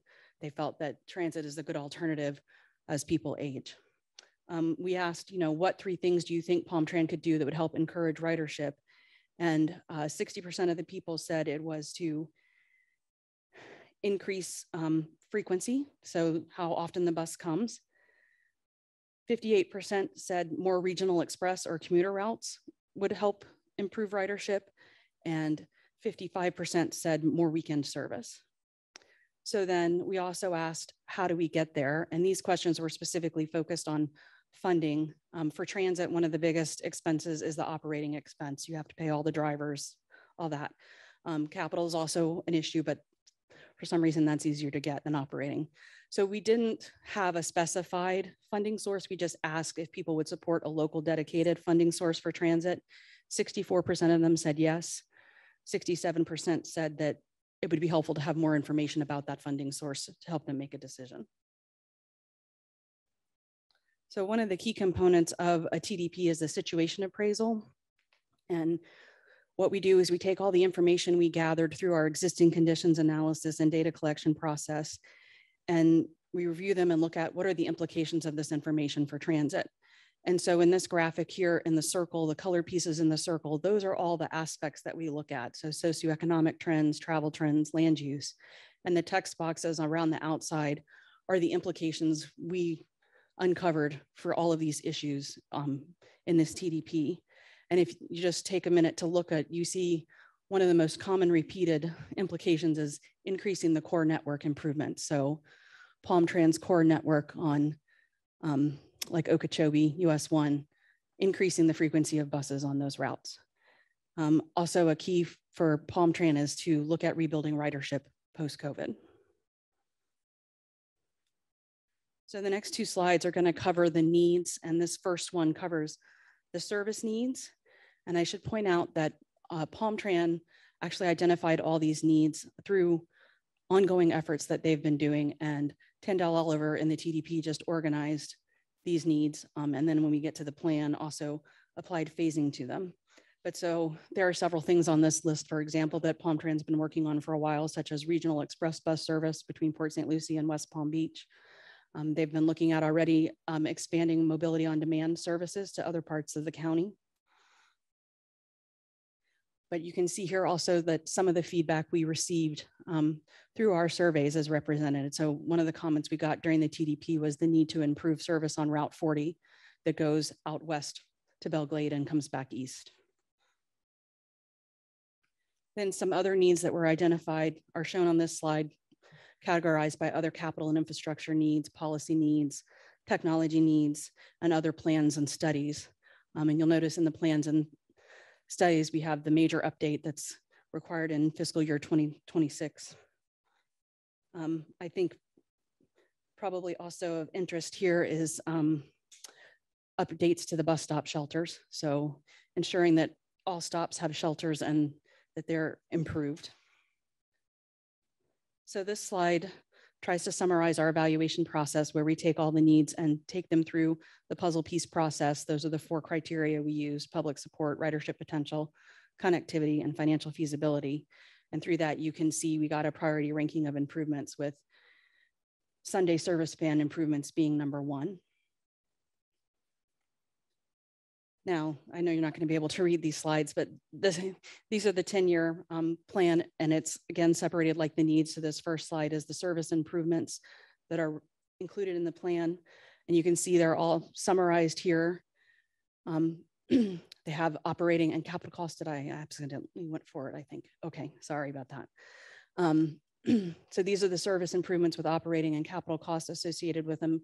Again, you can see in that top part of the chart, all the 561 plan, core network improvements, all those routes that we're looking to improve to headways of 15 minutes as part of this plan. You can also see the regional express service to Port St. Lucie. And you can see at the bottom, the mobility on demand MOD priority areas, once those are identified, working towards implementing pilot projects for those. Okay, and now the second one has the summary for the plans, capital infrastructure and technology improvements. And so I'll just point out on this one, there's the Wi-Fi expansion. So all the fixed routes in Palm Tran currently have Wi-Fi, but we're looking to expand it to the connection and Go Blades routes. And so that's an example of what's included in these other categories in the plan. And then these next two slides summarize the cost of the plan. This first one focuses on the operating cost. And so the blue bars are the total operating expenses. The orange bars reflect existing revenue and projected revenue. So that's the money that Palm Tran has. And so then that purple, that's the difference, is where there's a shortfall. So you can see for the 10-year plan, it's 1.4 billion. The anticipated revenue is 1.3, and there's a $127 million funding gap. So one of the things that's important to point out is with the next major update coming in fiscal year 2026, there's hope that there'll be some additional funding sources that get identified that can help narrow those gaps in those future years of the plan. And this slide summarizes the capital cost. Again, same approach.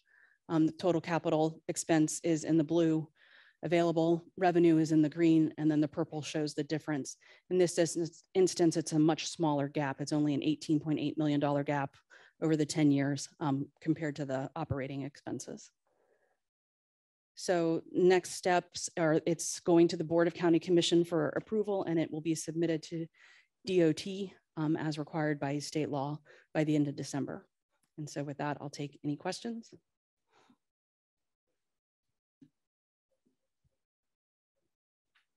Do we have any public comments on this item? No, Mr. Chair. This is an informational item only. Do we have any committee member comments at this time? I have just Jim, I think, with his tent card up, and no virtual hands raised.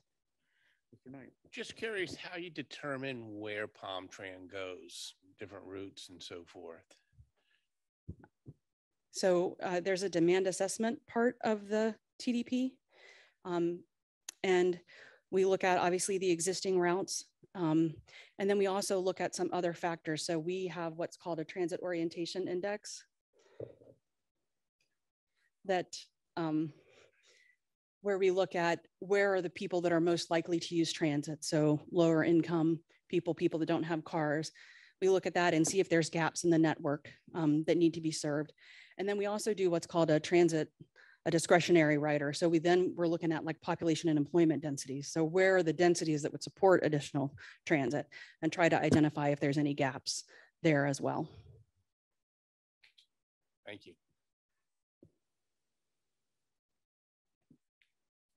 Any further comments or questions? I'm sorry, Paula. Oh, I'm sorry, I didn't see. Hi, Ms. Ryan. Yes. Hi, no, I don't have a question. Thank you for the presentation. I just wanted to point out to my fellow board members that there is a note in the liaisons report about needing Palm Tran Service Board members, additional membership. And I served on that board for a couple of years, and it's a great board. And if anybody is interested, I highly recommend it. Thank you. Thank you for your presentation. I'd like to invite Jessica, Jocelyn, and Stuart Robertson, TBA consultants, to present this item.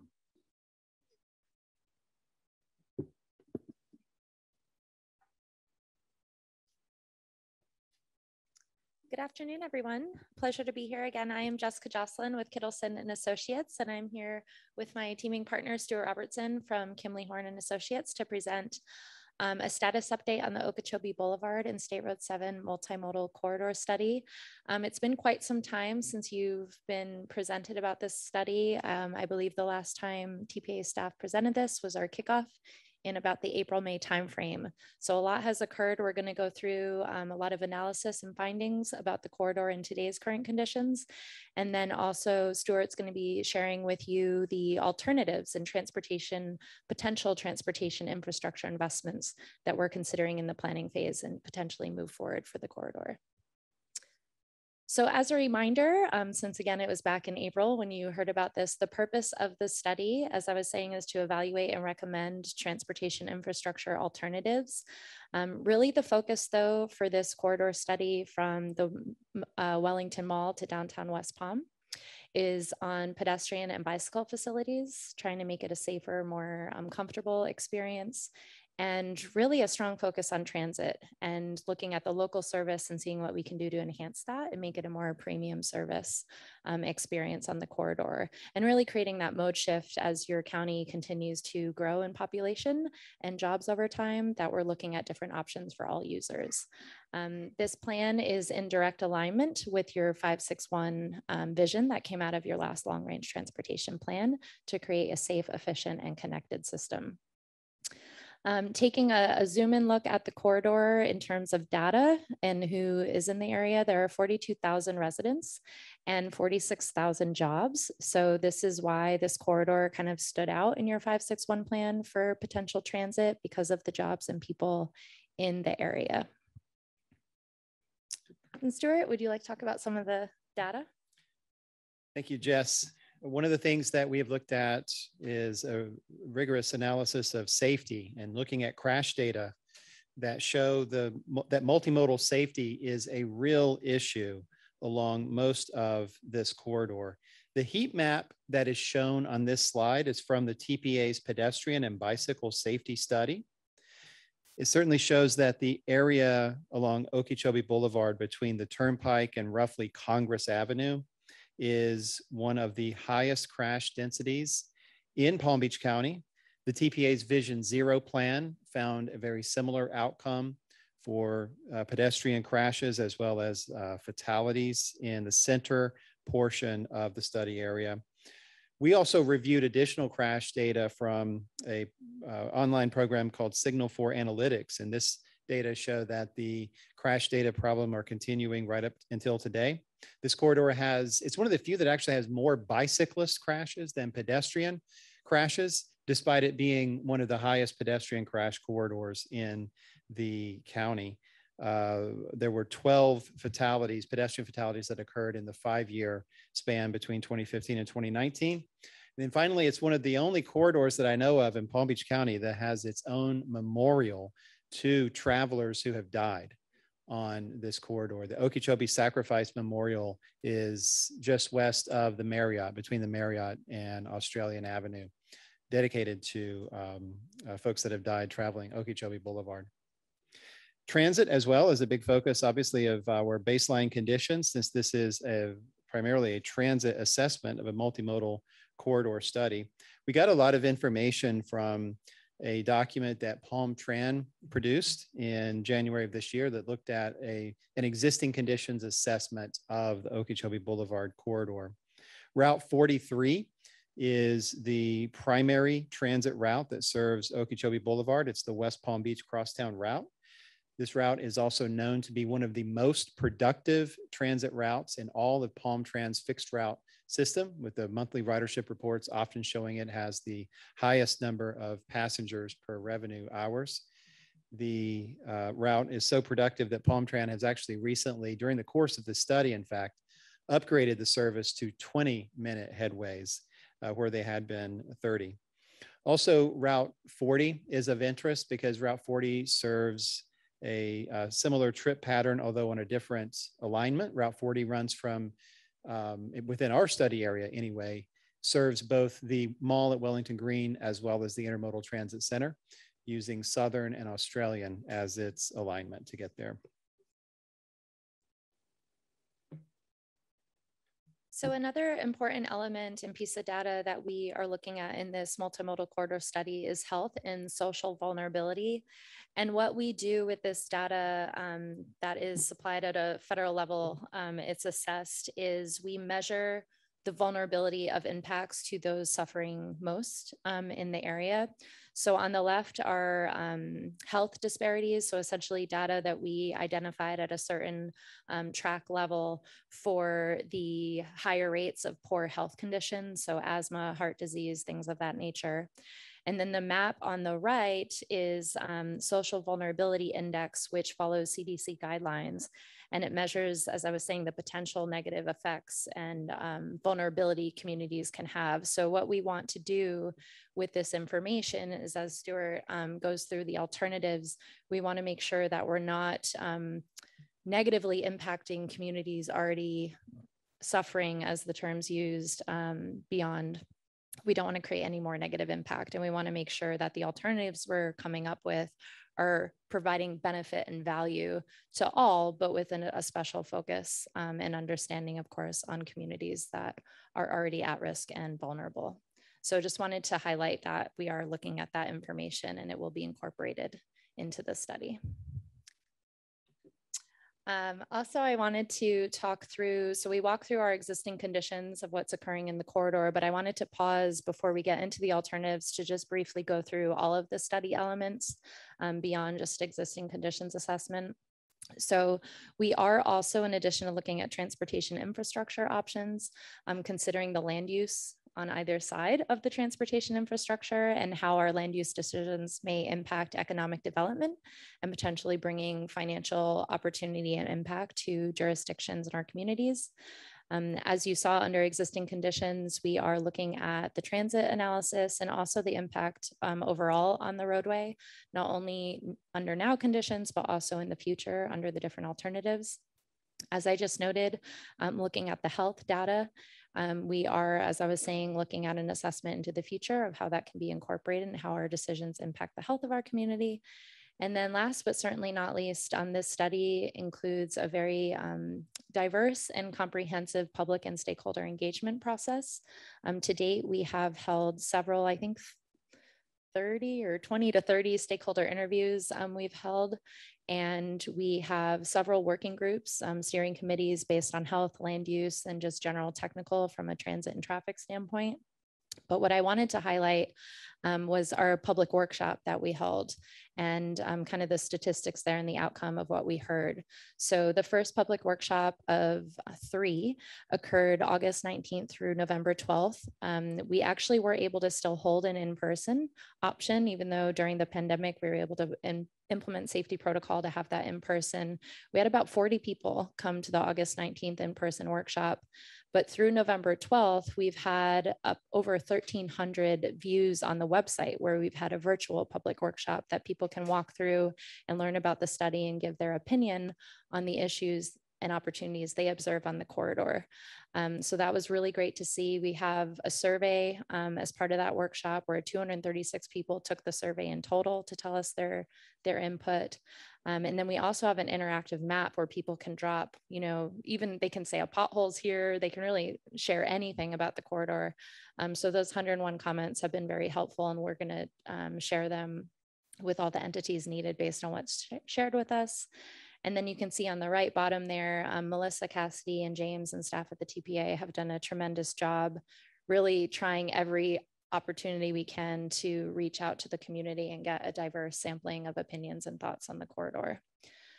So what did we hear from all of that outreach? These are the top 3 priorities we heard from our community. It's congestion relief in the corridor, health and safety, and mobility choices. So it was really great to see that the top priorities we hear from the public align nicely with what the technical team was assuming would be the case. So with that, I'll hand it back over to Stuart. Yeah, it was certainly interesting that congestion relief was one of the top priorities from the public survey, because certainly this study corridor handles a very high volume of people moving in cars. And so as part of our baseline traffic inventory, we conducted a segment level of service analysis, which is consistent with the typical level of detail that you would find at the alternatives analysis phase. Currently at the segment level, the corridor operates at levels of service C or D, which are acceptable levels of service throughout the entire corridor. Obviously, there are pockets of congestion that often have to do with intersection capacity.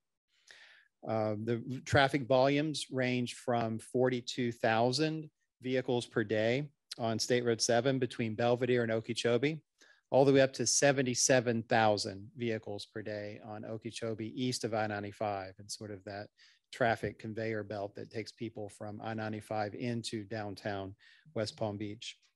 The long-range transportation plan, which looks out to a horizon year of 2045, is forecasting the traffic will continue to grow and be between 52 and 84,000 by 2045 along the corridor, based on what is currently approved in the cost feasible plan of the LRTP.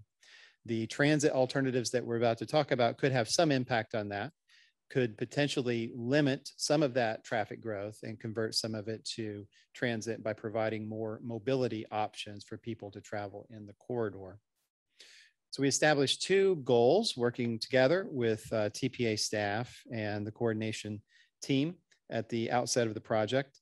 One, to allocate roadway space appropriately for non-motorized users, transit users, and single occupancy vehicles. So basically all users of the roadway.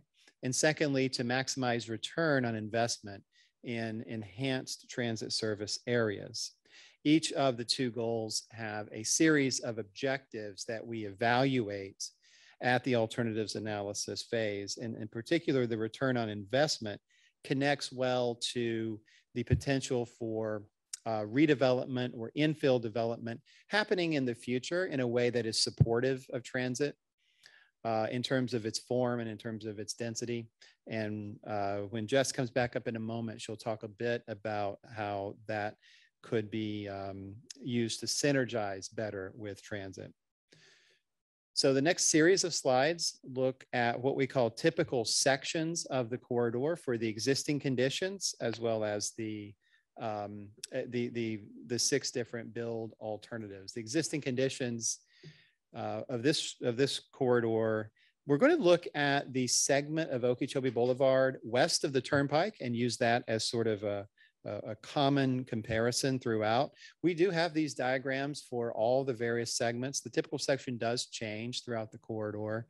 There are places where the right-of-way is much narrower than it is west of the Turnpike. But for now, we'll look at this segment between essentially State Road 7 and the Turnpike as our guide through the various alternatives.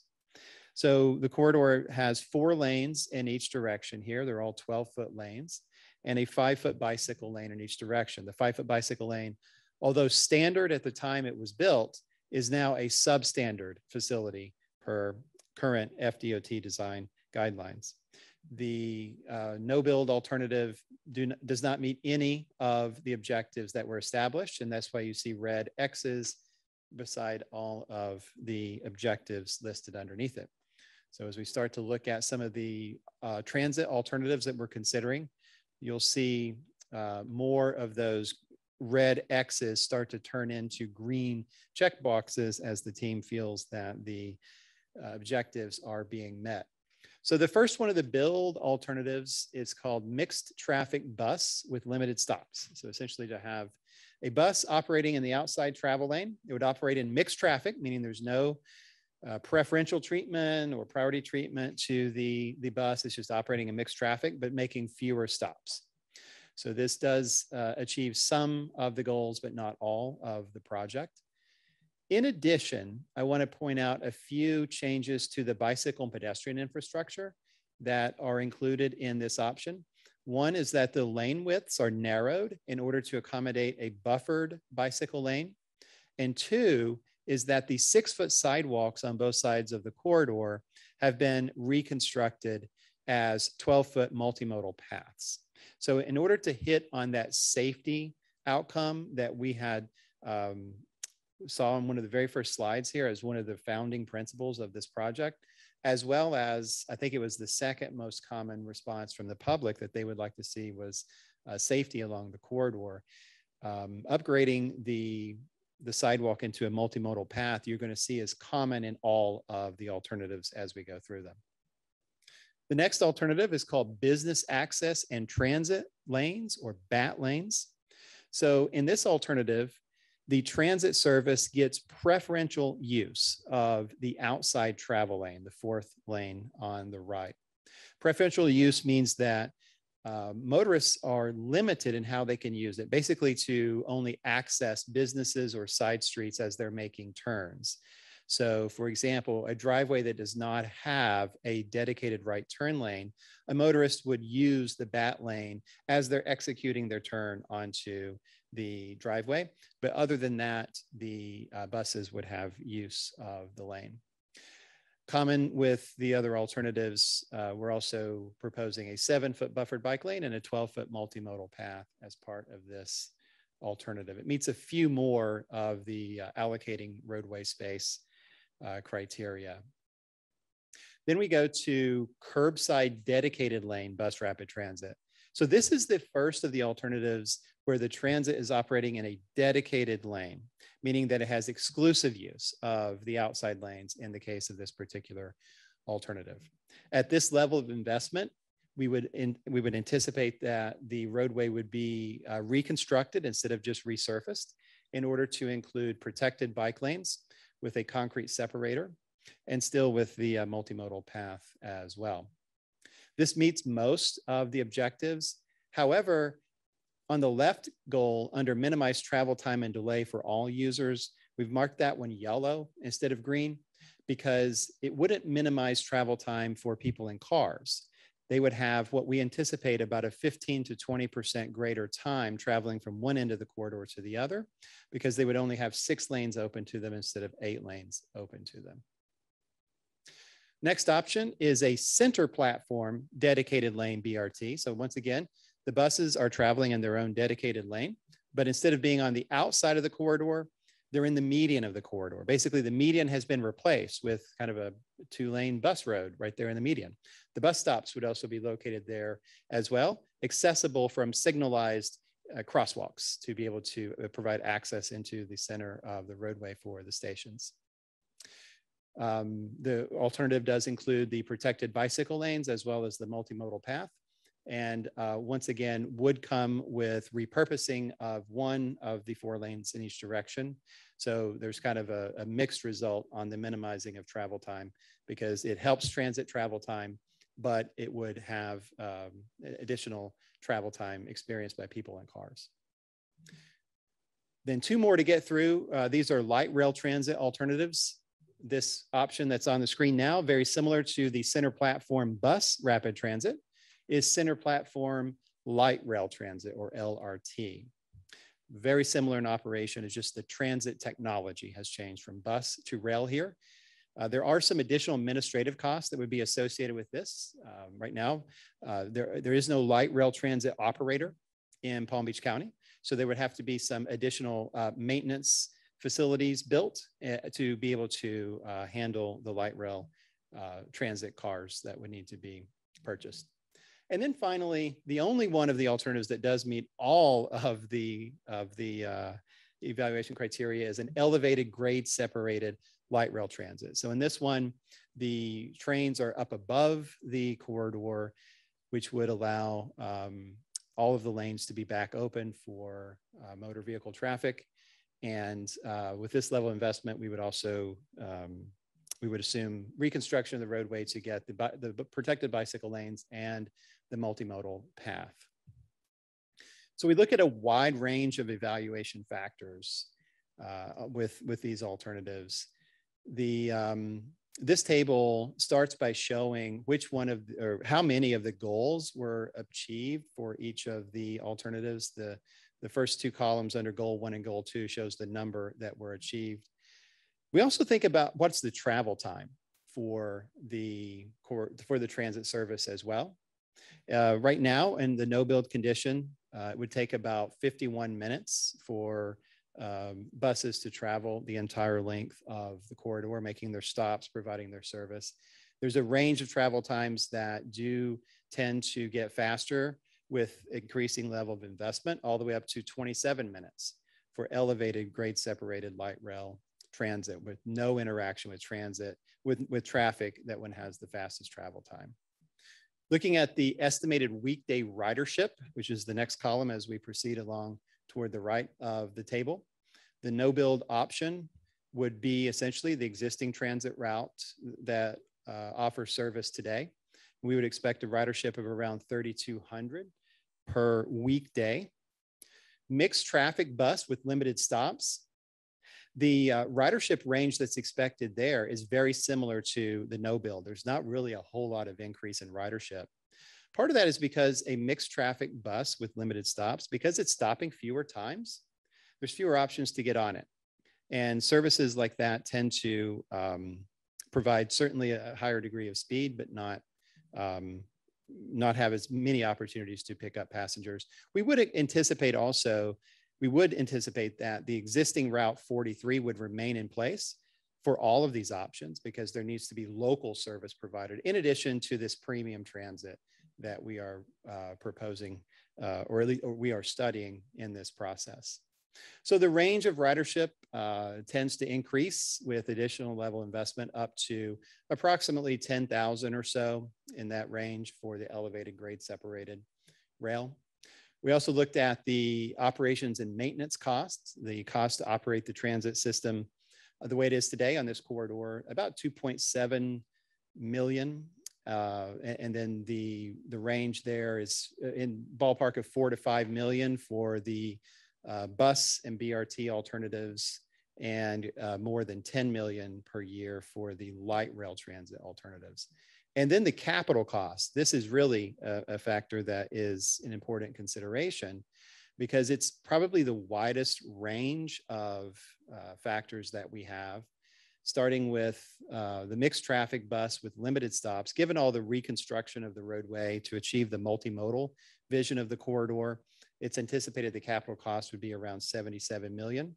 But going all the way up to elevated rail, that's a 25x investment. 25 times is the ratio there between the elevated grade separated cost versus the mixed traffic bus with limited stops. So that obviously would be a much higher level of investment that would take much longer to develop the funds that would be required. Likely a partnership agency would have to be in place to pursue federal funds and compete at the national level with Federal Transit Administration or FTA grant dollars trying to be pursued in order to achieve a project such as that. So it's important to consider these costs in addition to the check marks that we're meeting the objectives of the project. And as we're going through the project, one of the things that we're working on right now is looking at different ways to measure the productivity of each of these returns on investment, looking at things such as passengers per dollar spent in maintenance as another way of thinking about the productivity and the return on investments of these routes. And then finally, before I pass it back to Jess, I'll talk briefly about the station locations. And Jess is going to talk a little bit about how this plays into our look at things like potential redevelopment along the corridor. Each of the alternatives has 17 stations that we're using for things like ridership modeling and cost estimating along the corridor, starting at the mall in Wellington Green in the south, all the way to Rosemary Avenue in the east. That's the eastern limits of the study. One in particular that is critical for this project is at the intersection of State Road 7 and Okeechobee Boulevard. At that location, we're looking for a potential to include a park and ride facility there that could try to help pick up some passengers from people coming from the west, people that may be coming from Royal Palm Beach or from the acreage commuting into downtown West Palm. There is a vacant parcel on the southeast corner of Okeechobee and State Road 7 that could potentially be redeveloped or developed at some point into the future. If that were to be developed in a transit supportive way, in terms of its density, its mix of uses, perhaps even inclusive of a park and ride lot that could be supportive of this type of transit service, if it's well connected to a stop right at that intersection, that could have a big impact on our ridership. That intersection is shown in the ridership modeling as being the one that attracts the most park and ride activity of all the stations along the corridor. And with that, I will pass it back to Jess to wrap up. So yes, that's a great segue. So in terms of the land use and how that plays into our study, we wanted to give an example here. And we've pulled Meisner Park in Boca as the example. So you can see on the right is where Meisner Park is. Then there's the rail and the expected new Brightline station that's coming. So now that I've kind of situated you to where we are, taking another look at Meisner, we're demonstrating productivity from a value and economic development standpoint. So here in Meisner Park, how it's developed, you can see it ranges from 48 million per acre down to just under 11 million per acre. And to kind of give some context, Walmart per acre in this area is just over 800,000. So really, and I'm sure many of you know this, based on how we develop our land, we can provide more taxable income to our communities to do other things that help the community. So how we develop our land does play an impact. And transit historically throughout the country in a premium kind of fixed scenario, transit can create these investments and enhance the area from an economic development standpoint. So taking that Meisner example and kind of dropping it theoretically into the parcel that Stuart mentioned at State Road 7 in Okeechobee. So to orient you, north is to the right. So State Road 7 is the top roadway here and Okeechobee is to the right. So dropping that idea of a mixed use development that can generate more money for the community. Here we go from $0, since it's rural, nothing's there right now as taxable value. We can get 11 million per acre in taxable value back into the community. So this is just an example, again, as we're looking at the stations and theoretical ideas of the types of redevelopment we can have throughout the Okeechobee and State Road 7 corridor.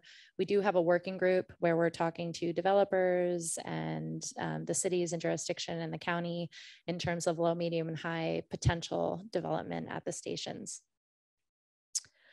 So in conclusion, we just wanted to wrap up with next steps. We appreciate your time. We know it's getting late in the day, but just want to let you know we're going to be continuing on technical tasks through the rest of not much is left of this year, but we'll be working through the end of this year and into early next year. I wanted to highlight probably the most important thing on this slide is that we have a second public workshop, 2 of the 3. That's going live December 4th. This round, it will just be virtual. So Melissa and her team will be sending out alerts that the website will be live. So we really encourage you to go in there and look at the alternatives that Stuart walked through and give your opinions there and share it with every and anyone you know to give their feedback. We really want to hear what folks think about these alternatives and how they want to invest back into the community. So that's really the most important thing on this slide. In addition to, we'll be coming back in March for a formal action from this committee in terms of a preferred or recommended alternative that will also be going to the technical committee and the board. So the study will be wrapping up around that time in March. But at this time, we're happy to take any feedback, comments, questions. We're not done yet, so your feedback's important and we can consider it into the rest of the study as we move forward. Thank you so much for your presentation. Do we have any public comments? No, Mr. Chair. Are there any board member comments? I have James, both Jameses. I have a question. In your, I guess, slide number 19, you have estimated weekday ridership column. Did you anticipate any park and rides with that estimated weekly ridership, or did that exclude park and ride at any of the stations? Those numbers include park and ride. Include park yes. And ride. Yeah. And how many park and ride stations were there? There were 4 that were anticipated. One was State Road 7 and Okeechobee, as I mentioned. Okay. A second one was at the mall at Wellington Green. Okay. A third one is at Benoist Farms Road, which does have a small existing park and ride lot on the north side. Okay. And the fourth is at Military Trail. Okay, great. Thank you. Thank you.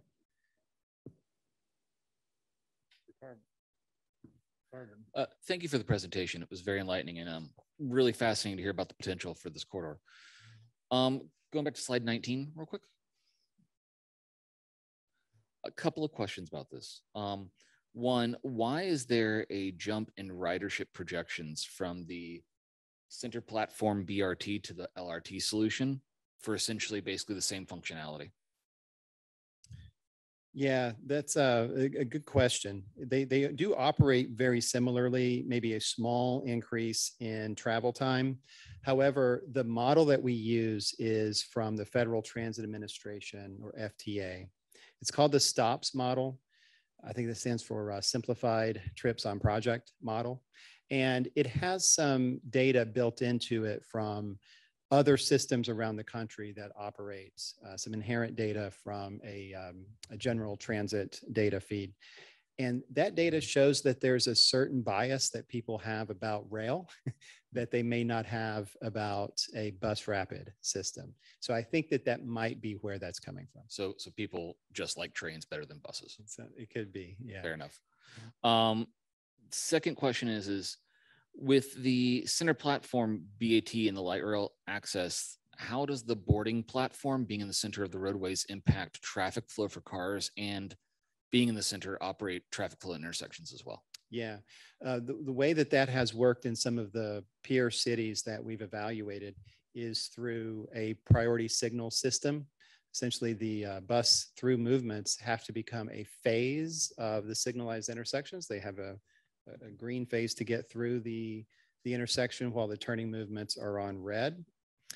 The pedestrian access to those stations occurs from the crosswalk crossing the intersection. There will be a what's called a transit boarding island that is directly connected to the signalized crosswalk that people will walk out onto a station platform in the median for access. Okay. You mentioned peer cities. What are some of those that we can reference? Some of the cities that we're looking at include Richmond, Virginia, Charlotte, North Carolina, Cleveland, Ohio on the bus side, and Phoenix, Arizona on the light rail transit side. I believe Charlotte on LRT also. Yeah, Salt Lake and Charlotte on light rail transit also. All right, and one final question. Assuming hypothetical, the investment is made in the dedicated lane BRT up to, or the center platform dedicated BRT, that infrastructure once installed could always be updated with LRT or electrification or autonomous without excessive roadway reconstruction at that point, correct? I would think so. Yeah, that's a good point that actually we haven't really been exploring very much as part of the future-proofs project. it a little bit. Yeah, there could be some, okay, I guess, scalability there that the other alternatives don't have. Yeah. Okay, great. Thank you. Thank you so much. Great question. I'd like to invite Jason to present this item, the annual listing of obligated projects. So I've been informed in the interest of time that we could push these next two items to the next agenda in the interest of time, since we lost the majority of our committee.